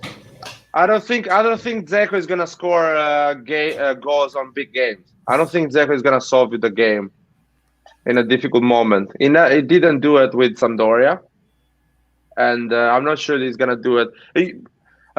You know what? Skriniar is more important than Zeko on important goals. Skriniar does more important goals. He does openers. He opens games. He unlocks games with set pieces. Skriniar more than the strikers and the attacking power Inter has. And that's not part of the attack. I'm sorry, that's not part of the attack. That's part of the defense. And Inter has a good defense. We know that it scores goals and that it's quite reliable. Also, to answer Larry's brother, every single Inter fan that I know before Inter sold Lukaku, every single one of them was saying, "I hope we sell Lautaro, not Lukaku." Yeah. Before Hakimi. I'm sorry, Yeah. you were wrong. It was before Hakimi. Before Akin, whatever. Like Inter fans wanted him out. Why? Because they are not stupid either, man. They see the player, they know the quality, and they are sure that it's easier to replace Lautaro than it is to replace Lukaku. Because Lukaku carries the shit out of them, first of all. Do you And think second of that all, Lautaro has this trait of missing seeders every once in a while. He just starts missing seeders, like he did today. Empty net. He couldn't reach the ball. He needs a lot of chances. He's not a killer. Do you think that the coach of the Argentine national team is incompetent? Oh my God! I mean, they have no, Messi. no, They have no. Messi, so they don't need The- to. So why to does he score call them for? goals. Messi's only one player. Yeah. He They calls, he no. calls the starter of the team that won the league, man. That's it. And you think that the starter of the team that won the league is a crap player? Yes. Okay. Handanovic, do you Red think John. Handanovic is some super crazy goalkeeper? No, man. He's a shit goalkeeper. Okay, Red John. Handanovic. He's the starter I of the winning squad. Red John, I you're agree going with too Red far. You're going too No, far. man. Come on. I have to see a couple, I agree with Red John until a certain point where he said Lautaro's crap. I don't think it's crap. So you don't agree with him, basically. No. What are you agreeing with? You're agreeing with the article and the word he put up before, but not with the concept. What are you talking about? Listen, Lautaro for me is a good player actually because he creates a lot of chances, and if he has a lot of chances, it means he can create those chances. He can be on that right place to finish. The problem is he's not a killer. That's for sure. He needs 3 chances to score 1 goal. He's not that type of player that give him a chance and he's gonna score. It takes few chances to unlock the sheet. And some games actually it takes 1 chance for him for sure, but most of the games it takes more than 1 chance. So he still needs to improve that thing. But he's really young. I think he's 23, 24. So that thing comes on your prime, I think. I remember even Lukaku, when he was at that age, a lot of striker at that age, it takes a lot of chances to score a goal. Yeah. The same, Leao, it takes a lot of chances to score goals. I hope at 27, Leao, first or second chances he scores. Giroud, second chance, he's gonna score because he's more experienced and he has that awareness and he understands what's going on. Ibra as well, he needs 2 chances, 1 chance, and he can score a goal. So I think it's more with the age than actually the talent. Lautaro, he takes a lot of chances. Guys, And Haaland? Yeah. Guys, Vissal has been quiet. Let's give him some. Yeah, I want to say that when everybody is healthy, I honestly believe that in terms of attack, we're on pair with Inter. I don't think we're weaker than them, but I would agree that Napoli probably has the best attack right now in the league for sure. Roma, they're not better than us. And who was that? Juventus? Hell no. Wait, hold on. Juventus, I want to push back on that. Chiesa, Dybala, Morata, Keane, Kulusevski, Quadrado. That's a good offensive line. Yeah, that is way better than us. And even Roma, they have Tammy Abraham, who is better than every single striker that we have at the club. No way. Now, Yes. Lucas, you're just talking rubbish. Yes. You know, And maybe Abraham is not better than Ibrahimovic. because he can score more goals. Nobody is better than Ibrahimovic in Hey, Serie No, A, no, bro. you don't touch the Nobody. king, man. The king in is terms of untouchable. in terms of in terms of game time and how many goals you can score for your team, yes, Tammy Abraham is better than Ibrahimovic No, at this but current moment. but the way Vissal posed it is when everybody's healthy. Well, Ibra when he's healthy will get injured in the next 12 minutes, so he's not really healthy. Still, in 12 minutes can score a goal. Not So every that single means he's match. a better striker in terms of quality. That's what I that's don't, what I we're don't think talking about. I don't think he can score a goal every single 12 minutes. So guys, Nathan, we've oh, heard sorry. it today. Abraham is a better player than Ibrahimovic. At 40 years old, by the way. Why do we even At bring him in 40 this years class? old. At 40 years old, by the way. 40 years old. 40 years old. Wow. I don't buy this thing of other teams have better attacking players because we have half of them are injured for fuck's sake. If we play No. tomorrow with Venezia with Tammy Giroud, Abraham Elemakers, was benching Giroud at Chelsea, so you can't tell me that Giroud is better than Tammy Abraham. I don't care who's benching who, man. I'm telling you, if we have all the strikers, we score a lot of goals and we don't fear any team. That's what I'm telling you. I don't care who's benching who. Yes, but my point is that other teams have better attacks than us. It's not that our attack Okay. sucks, it's that other teams have better attacks. No, they don't have better attacks. It's I don't know. I disagree with that. I don't agree with that. Like I don't know. Lavelle Morelli, I have said this countless times. I'm the same person that predicted Fiorentina's rise. I'm the same person that predicted Colombo's rise. I'm the same person that predicted Juve's downfall. So you cannot tell me that You're I'm you're the shit. same person that say Ravage is shit, man. And I didn't say Rubbish was shit. Yeah, I you did. said oh that. yeah, I yeah, you said said, that. I said that. you I said said that. that he should be sold next summer because if we spend money in our team, I don't think I don't think he'll be starting. And if Giroud and Ibrahimovic were fit enough for the Liverpool game or for the Lazio game, I don't think Rebic will be playing as much. Yeah, okay, but he started and we won the game against Lazio. Yeah, So your point it doesn't work. it actually works a bit. So DiMarco didn't play, no? Yeah, DiMarco played. You got 1 point from him. This is No. huge. This is Laird's fantasy. No. I want to understand the point. DiMarco played and I got just 1 point. Why just 1 point? No, DeMarco played for like 10 minutes. So that's why I got 1 point. Now I understand why I can't got an assist because DiMarco played 10 minutes. Hey, listen, you better hope that Diaz does something tomorrow because you're losing the bet right now. Why? I'm not losing. Diaz has still more assists and goals than I can. No. Çalhanoğlu is above. I just checked it on the Serie A league. Çalhanoğlu is above him in both. How standings. How many assists he has, Çalhanoğlu? He has one more than Diaz. And the goals? They're par. They're the same. But That's one fine, game but behind. One game behind. So tomorrow. Yeah, tomorrow Yes. we're going to see if they can catch up. And I believe in that little midget. Wait. I'm sorry. Laert, Berardi got you 10 points. This is why we need to bring Roy. Berardi to Milan. Roy, I want to give a lot of props to Laert for choosing Medel today. That's a really good choice. Good job. Right. I wanted to ask if Champions League goals You wanted to and what? assist. I wanted to ask if Champions League goals and assists apply to the bet. I don't know. Ask Laert. I'm fine. I can win it even without the Champions League goals and assists. And if I can outscore or does more assists than Diaz, you can add those. I don't mind. Still Diaz overall and in Serie A is gonna win against Akan.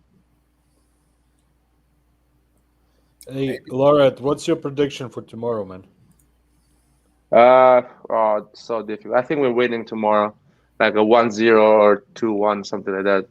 Yeah, I predicted 2-1. It's gonna be low key game. We're just gonna do the job pretty much. Yeah, I think we're gonna play really bad, but we're gonna manage to get the result. My It's prediction in San is Siro. 4-0. It's in San Yeah, Siro. in San Siro, yeah. Oh, okay, San Siro is a bit different. Maybe we can do better than just 2-1 or 1-0. But let's see. I'm not worried about the Diaz account thing because account does assists just on set pieces.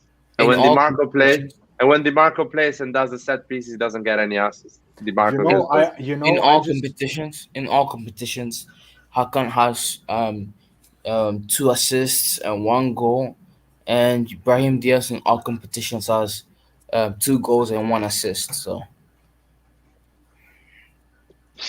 I'm happy with that. Yeah. In all competitions, when did Brahim Diaz score another goal in another competition? Champions League. Liverpool. Champions League, Liverpool. Oh yeah. You're right. Yeah. So very even. But you're not counting the Champions League. You're only counting the Serie A.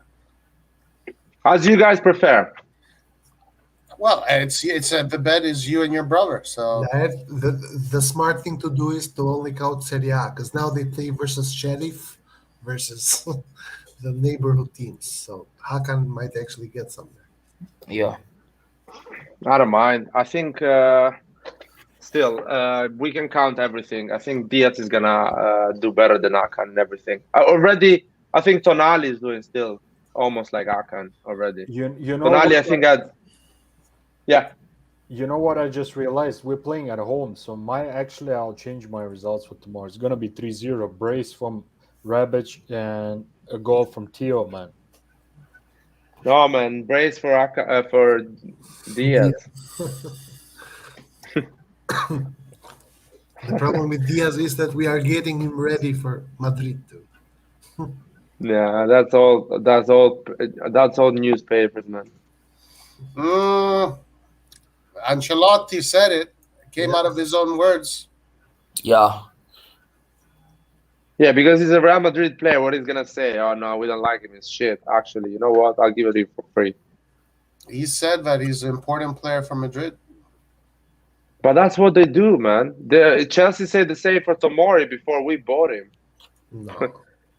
Yeah, Lampard said he's an important player and he's still in our plans in that January when he got fired.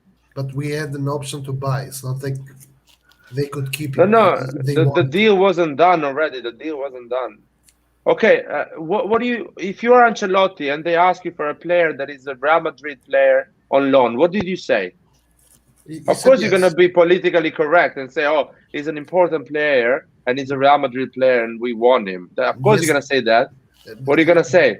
The problem is if you remember back then when Morata went from Real Madrid to Juventus on loan, and it was a loan with option to buy for Juventus, just like we have it, with a recompra option from Real Madrid, just like we have. Yeah. And then Real Madrid saw that Morata did really well at Juventus, so they exercised the recompra and they bought Morata back, and then they forced Juventus to pay twice as much for him. And I think the minimum is this is what they're going to do with us as well, because they only need to spend 3 more million in order to buy him back from us. So I think they're going to do that. Other than if we somehow have some special personal connections with Real Madrid and they just are like, okay. Hey man, I think a lot of that depends on the player himself too. If he really likes it, if he really likes it in Milan and wants to stay, and he see himself as a star, he's already a star. I don't think he's gonna be a star on Real Madrid, man. Sure, but here's the problem. You are like saying Tonali is doing really well at, I don't know, Spezia, or not at Spezia, let's say at Lazio. And then you are like, after Tonali does really well at Lazio, if he wants to go to Milan or not. Of course he's going to want. Like Diaz has said multiple times, his dream team is Real Madrid because he is a fan of Real Madrid. So I never heard that. Well, he has said it multiple times. Like, Let's see, You guys. know what? You know what? You can go back. I don't mind. I don't think the only thing I'm saying that what Ancelotti is saying is something that you say is politically correct. You have to say that. Ancelotti You doesn't know, even know he's the manager of Real Madrid in 2 years. and like if he does his Of course, job, he's gonna say that. That's a Yeah, sorry. good point. That's a good point. if he does his job, man, why not? Perfect. Let him, let him go back if he wants to. But if he services Milan well those 2 years, that's all we need. And the Champions League money, we can afford to buy somebody decent too for that position. So In 2 years, maybe Conte is the manager of Real Madrid, and he was two strikers and wings on the right or on the left, and Diaz cannot even play in that formation. yeah, that's true too, man. What Depends. we are talking about, the DS of Real Madrid No, can be a person that Diaz can doesn't play as even a put. second striker. Diaz is Okay, a here second we go. striker. Diaz's Okay, natural position is a second striker. okay. He's gonna play instead of Mbappe, yeah, for He sure. can do both. He can do both. No, it depends. Depends on what. An It asteroid goes depends. to the planet and he plays, and No, it depends. It Mbappe. depends on if he wants to stay on the bench on Madrid or if he wants to stay and play in Milan. We are talking about stuff that I don't know. Why even talking about these things. Exactly. Can we talk about how bad Roy is at Fantasy League? I mean, let me see. What's going on with Roy here? I'm Let me last. check a sec. No, there is I'm looking at it right now. Krunix. I'm looking at it Oh, right okay. Let me This is check. This is the 6 points. But Roy, you have a lot of players that have to play still. You have yeah. Immobile, Quagliarella. I mean, Dybala. I can see here a lot of goals in I'm this three. I'm now the one that I made a mistake with Nandez. He did not play today. So that didn't come out too No, well for me. no. Cagliari play on Thursday or tomorrow Oh, or this is today. right. Roy, you're doing really well. Right. Dumfries, you're gonna change it with Yoshida because probably Yoshida is going to play. I can change it. Yeah, because you at the end the ones that have the highest score, no, is considered, or the total score. I don't know. I don't know. Yeah, it works like this. That's why the players in the bench. Okay. But I'm expecting Romagnoli to have a good game. Bonucci, Dumfries, Pellegrini, Nandes, Bonaventura got 5 points. Rebic, I'm expecting him to score goals. Dybala, Quagliarella, Immobile. You have like 5 strikers in that formation. You have Pellegrini that is almost a striker. He goes for goals. Rebic, Dybala, Quagliarella, Immobile. That is insane. You didn't even start. You had just one player basically playing today. Yeah, I thought Nandes was Bologna for some But reason. do you actually think Immobile Quagliarella will score against Torino and Napoli? Why not? Why not, man? I think Torino under Juric is very solid. So I don't think anything is going past them to against Lazio. And Quagliarella versus Napoli. I don't think Quagliarella is scoring. All right, that's your opinion. Okay. Hopefully you are wrong because I want to see Napoli lose once. Let me see. Let's look at Lairds. Laird, you got a lot of points today, huh? Yeah, but I'm not happy with 23 points. That's a lot for one day. Let me tell you what. Vlahovic I think was a big mistake for me. I should have get another player instead of Vlahovic. Immobile I think is gonna score twice tomorrow. Immobile is gonna save me the poor performance of Martinez and Vlahovic. I believe in Diaz. I think Diaz is gonna have a goal tomorrow or an assist. Yeah, and it's Malinowski was good, not bad. Torino, Piaka, hopefully he's gonna do well. Malinowski. You got 63 minutes and an assist. and a yellow Yeah, no, card. but The yellow yeah, card. that's the unfortunate thing. How the fuck he gets a yellow card? But Berardi got you 10 points, huh? Yeah. 3 Oh, goals scored from open play. Clean sheet. Not bad, not bad. Yo, Red John, you have a team? Not yet, not yet. But Medel was a smart choice for today. He got you 3 points. No, yeah, because no, he was the cheapest one. That that was was the an cheapest one. awful. That was an awful decision. Why? I think if you chose like Mancuso or Cotrone, you'd have gotten more points because they play Cagliari tomorrow, and and, and they're on a losing streak. Who is playing Cagliari? Empoli. Okay. Who is this? Is this Lucas? This is Yeah. Lucas. So you How got much did Lucas got? Like today some- 22 points today. Ah, poor Lucas. I mean, I have more players than you. Still yet to play. Yeah, but Theo Hernandez is gonna do an awful game tomorrow. Against These are Venezia. the Against yeah. These are Venezia, those San games. Siro, I So don't think- Murray is not playing, but you made a mistake. yeah, that's why I didn't like the Gabia substitution. Seen. No, Hernandez always against small teams holds the ball a lot. He runs like an idiot, doesn't pass it. Just he gets I mean, useless he against destroyed- this team. He destroyed Torino last season by himself. So Man, last season, a lot of things happened between last season and today. It's a long journey, man. I don't know. I think maybe. I mean, I hope Hernandez have a great game, man. yeah, Right. I mean, we should.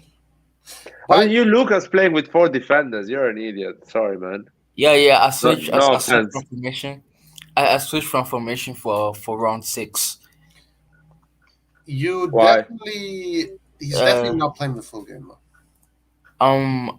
I switched to 3 at the back for round 6 because I needed more midfielders. Are we? How it works with the transfer? Can we change players between? Yes.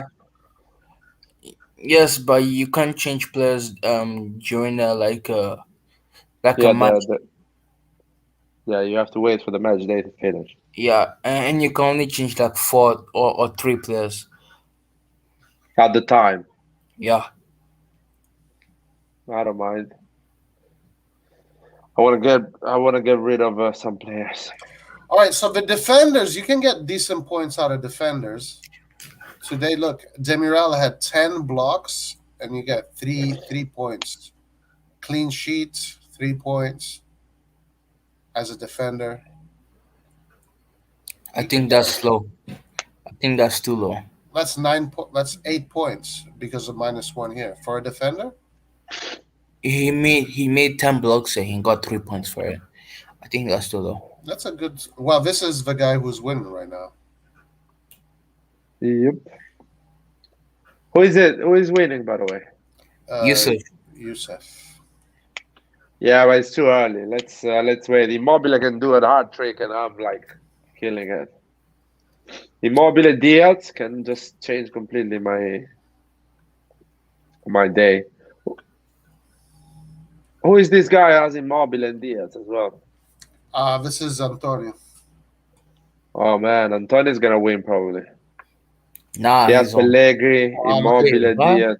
Look at Gossens. Gozen. 9 points. Antonio's gonna win it this week, man. It clearly is. Antonio is on 26 points. Wow. Yeah, with 2 players, no, 3 players. Wow. Damn. Oh. Well, I'm learning. Wait, can you scroll down? Can you scroll down? He has two Venezia players. Venezia are going to get destroyed by Milan, so I think that's a poor choice. Yeah, but if they do poor, he gets a lot of points with Diaz or other players. Oh, wait. Can you scroll up? He only has one Milan player, Okay, Diaz. No, yes, and two. we're not sure. No, yes, two I Milan. might. Oh yeah. Okay. Man, he got good with Gozen. Gozen is like a striker, basically. Yeah. Gosens is a good pick. Yeah, and it's Yeah, sure. cheap. It's cheap. 7 is for free, basically. Because he's a captain. Vlahovic is a captain. That's why you get double point. Am I wrong? No. Yeah. You're right. So if you put a striker as a captain, it's gonna double up everything. If he does 3 goals, basically, you get a lot of points if he's a captain. Yeah, because he's a captain. Yeah. Oh, let's look at Osimhen Mustafa. as my captain. Let's look at Mustafa's team. Okay, let's see. Mustafa, where is he? Here he is. Let's see who he picked. João Pedro. I don't see it, man. There we go. No, man. What is that? Seriously. That's a wrong choice. But he has good midfield. He is pushing everything on the midfield. Yeah. He got Gosens too. Good He choice. got goals and still, yeah. Mele only 1 point. He didn't play Robert, you know. Wait, he had 24 points. Wow. But most of his team has played. Most of his team has played. Do the points of bench players count? Yeah, they count. Okay. But Lucas, sorry, just a question. Basically, at the end, it counts all the points, bench player and who is playing, or they substitute the lowest points you have in the pitch. They So count let's say everything. everything. They count every single point. That's how some people got like 50 points today. Because the bench player were doing well. Okay. I think Interesting. his team is in shambles. He has Vertu. His midfield is great, but his most of his team has already played, and tomorrow isn't playing tomorrow. So I think Who he's in says Tomori is not playing tomorrow? I'm just curious with this. Sky Sports. Okay. Interesting. Did you put Tomori in your defense, Lars? No, I didn't bought Tomori. I played with 3 defenders, and I saved all the money on defenders. Basically, I invested everything on midfield and attack. I should have followed the Red John advice. Martinez it didn't do anything today. I had Martinez and Vlahovic. I thought like at least one of them is gonna have a good game. And both of them didn't have a good game. So That's sad. Well, tomorrow, let's see. I'm curious because today for me was quite embarrassing. Let's see. but it's early, man. You have a lot of good players. Yeah. You're not gonna win, but you're gonna have a good result because Pellegrini, Immobile, and who else you have? Mustafa, you can only change like 3 or 4 players every week. That's It more than enough. depends. They give you like the amount of players that you can change. You can even do your week 6 team right now. Like right now, as we're speaking, you can make your week 6 team. Can we actually put our internal rules? So don't at this change guy. the team. Look at this. Don't guy. change the team. I don't think everyone will listen if you say that. Even if some of us listen, no one will listen. That would be more cool when we actually don't change the team for 3 weeks or 3 games in a row. But It gives you that'll be boring. more. No, it gives like more strategy because you think the player I'm getting in the next 3 games is gonna do well, not the next game is gonna do well. Lucas will cheat. Yeah. Yeah, that's true. That's true. He even admitted it. But this game is fun. We how many we are? 12 at the moment. 13. 13. That's good. We should be at Laird, least 20. Laird, what do you think about the fact that Lucas has a head start? But Lucas has just 122 points. That's poor, man. 150 points. What is that? But Lucas, how do we know the fact that how many points you have the moment we start all the same time? He was Wait, at wait. Please rephrase your question. How do we know how much point you have from this I'll day? tell you exactly how many points. You can just check my profile. I But tell we need to keep a track, for the league. Yeah. My profile tells me the points that I got in this week, in this specific week. But what about in this league? In this league, it doesn't tell you. It just tells you the total amount of points. And Roy earlier in the stream said the head starts don't matter. All right, here we go. Total count should start from game day 5. So Luca total points should be deducted by 150 points he earned before game day 5 at the end of the season. So whatever you 22 earn, points.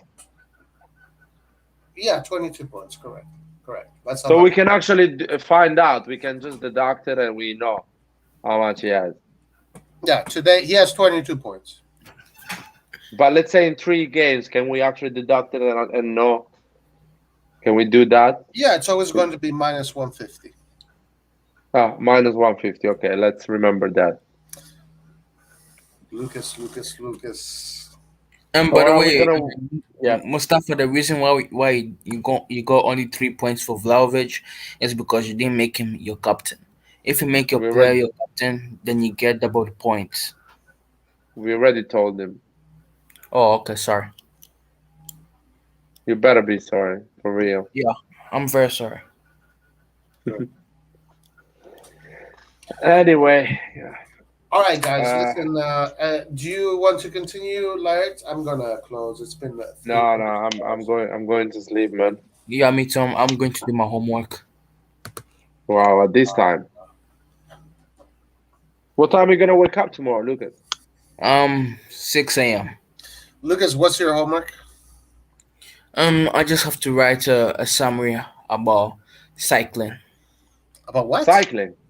Yeah. There's this there's this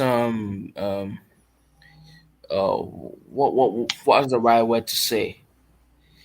Uh, uh, Worksheet about cycling, like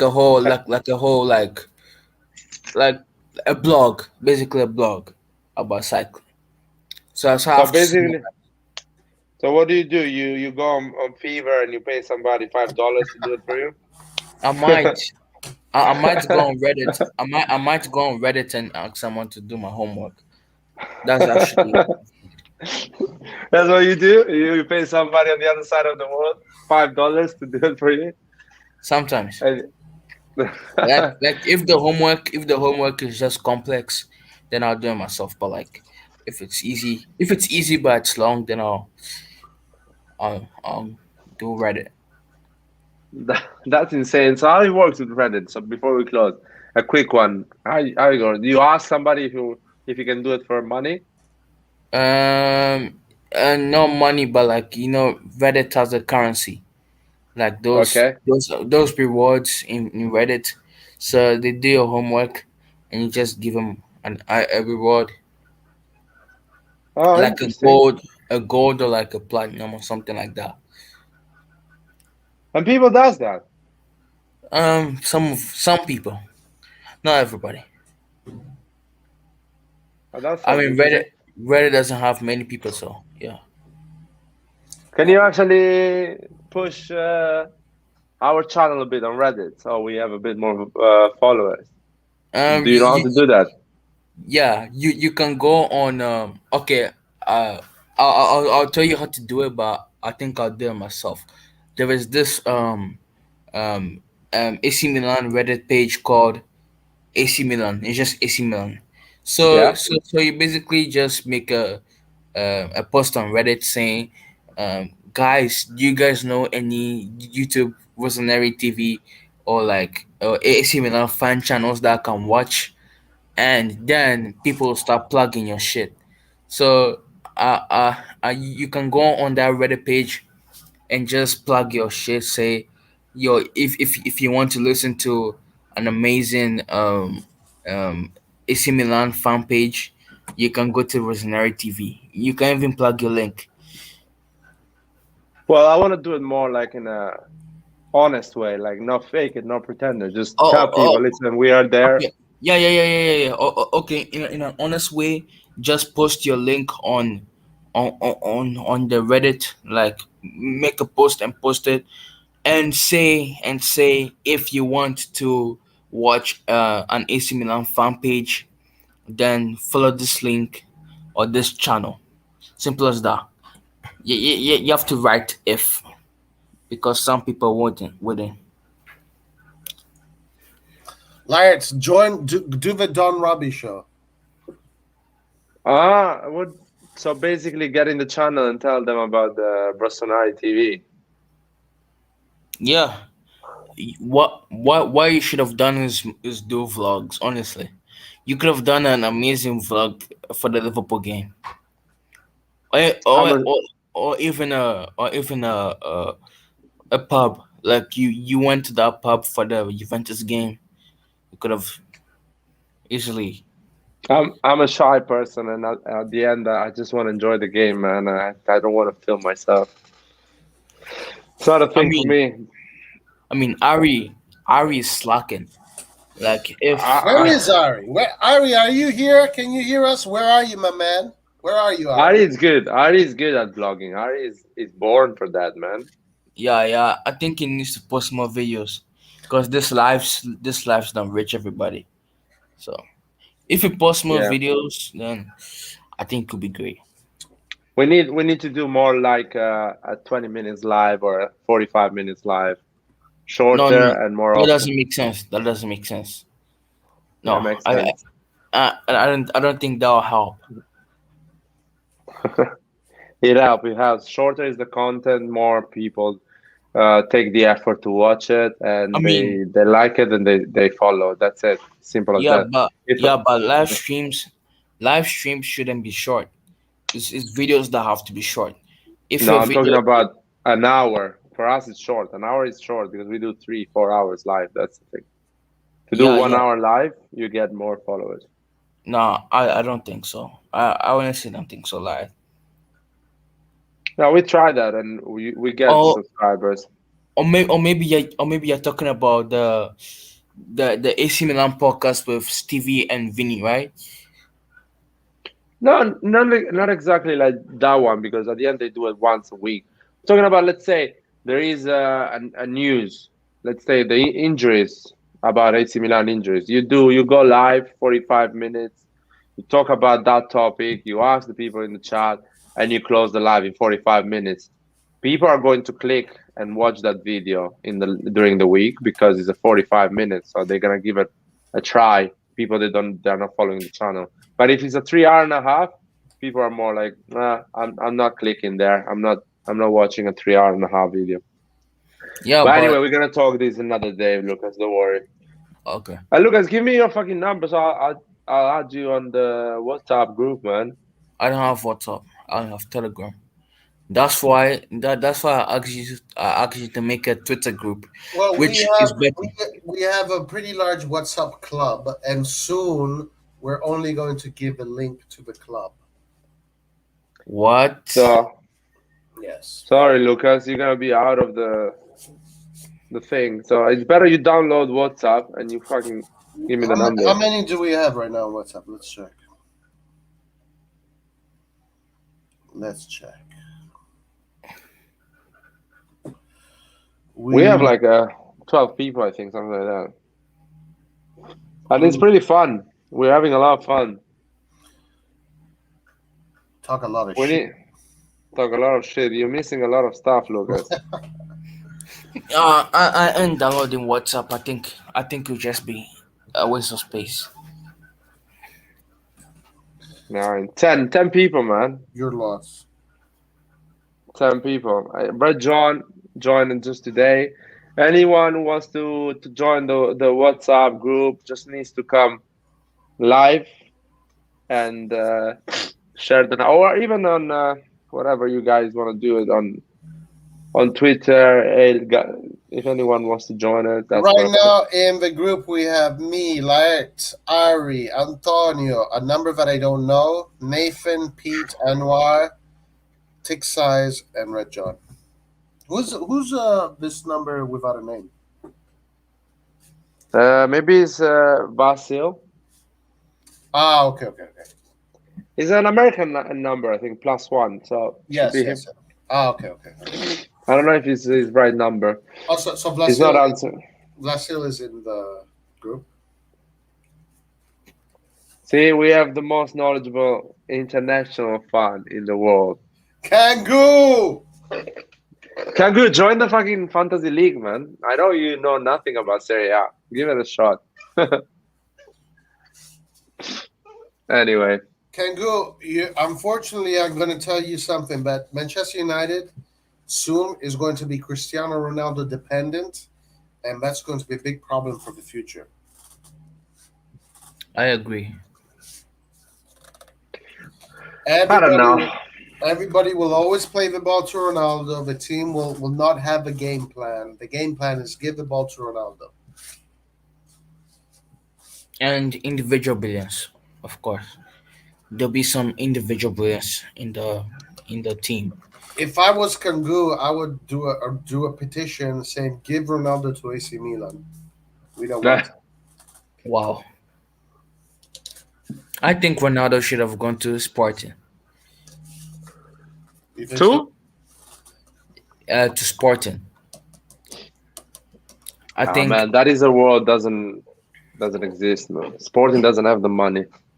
Yeah. no. He could have taken a pay cut No. because he took a pay cut to go to United. Did he? Ronaldo is too Yeah. too obsessed with winning, man. He's too obsessed with scoring goals. I mean, he would have scored goals and won the Portuguese league. Yeah, but nobody cares about the Portuguese league. I care about the Portuguese league. Well, Ronaldo doesn't care, so You don't care about the Portuguese league. Don't lie. I do. No, you don't. Yeah. you should I, open a YouTube channel about the Portuguese league, man. I will actually. Why not? Fuck it. In Portuguese. I might. Lucas, you should go and do your homework. Let's close this live because it's 2 a.m. in London. So you're in London, yeah? It's actually 1 a.m. Lucas, you got to take school seriously, man. Do you have good grades? Yeah, of course. Don't lie. What are your grades? What's your GPA? No, I've good grades, honestly. What's your GPA? What do you mean by GPA? I guess that's something American. What are you? What's your grade? What is your grade? In what? In what? Like you haven't you need to give me a specific subject. in bullshitting? That's not a subject. for sure. Unfortunately, he has that's a not great- a subject. great Unfortunately, that's not a subject. Come on, one at a time. Tell us your grades. English, mathematics, science. English A, Bullshit. mathematics B, science. It's not combined science. It's like Man, you physics, need- biology, and chemistry. So physics is like a B, biology is like an A, chemistry is like a B. Uh, what else? Yeah, the only problem is like an economics. I don't learn for it, so it's like a D. You didn't find anyone good on Reddit for economics. Uh, Unfortunately, I just don't pay attention in economics. That's why I dropped it. But economics What is literally the most important subject. And No. I think it's the easiest one, man. How you don't understand economics? No, I didn't say I don't understand it. I just don't care about it. Because I'm a science student. Why would I care about economics? That's very Yeah, it's true. Primary school, man, you don't need economics. It's too early still. Yeah, there's no need. Oh my god. He has a credit card, bro. Who fucking cares about economics? You know what I mean? Yeah, He has a girlfriend and a credit card. He's more than enough for him. I'm trying to save the economy. Like I'm trying to spend money. Oh guys, I need to go. Have a good night. All right, guys. Have a great night. Forza Milan. We will see you tomorrow for a watch along and post match. So stay in touch, stay in tune, like, share, subscribe, and all that crap. Forza Milan. Arrivederci. Ciao. Ciao.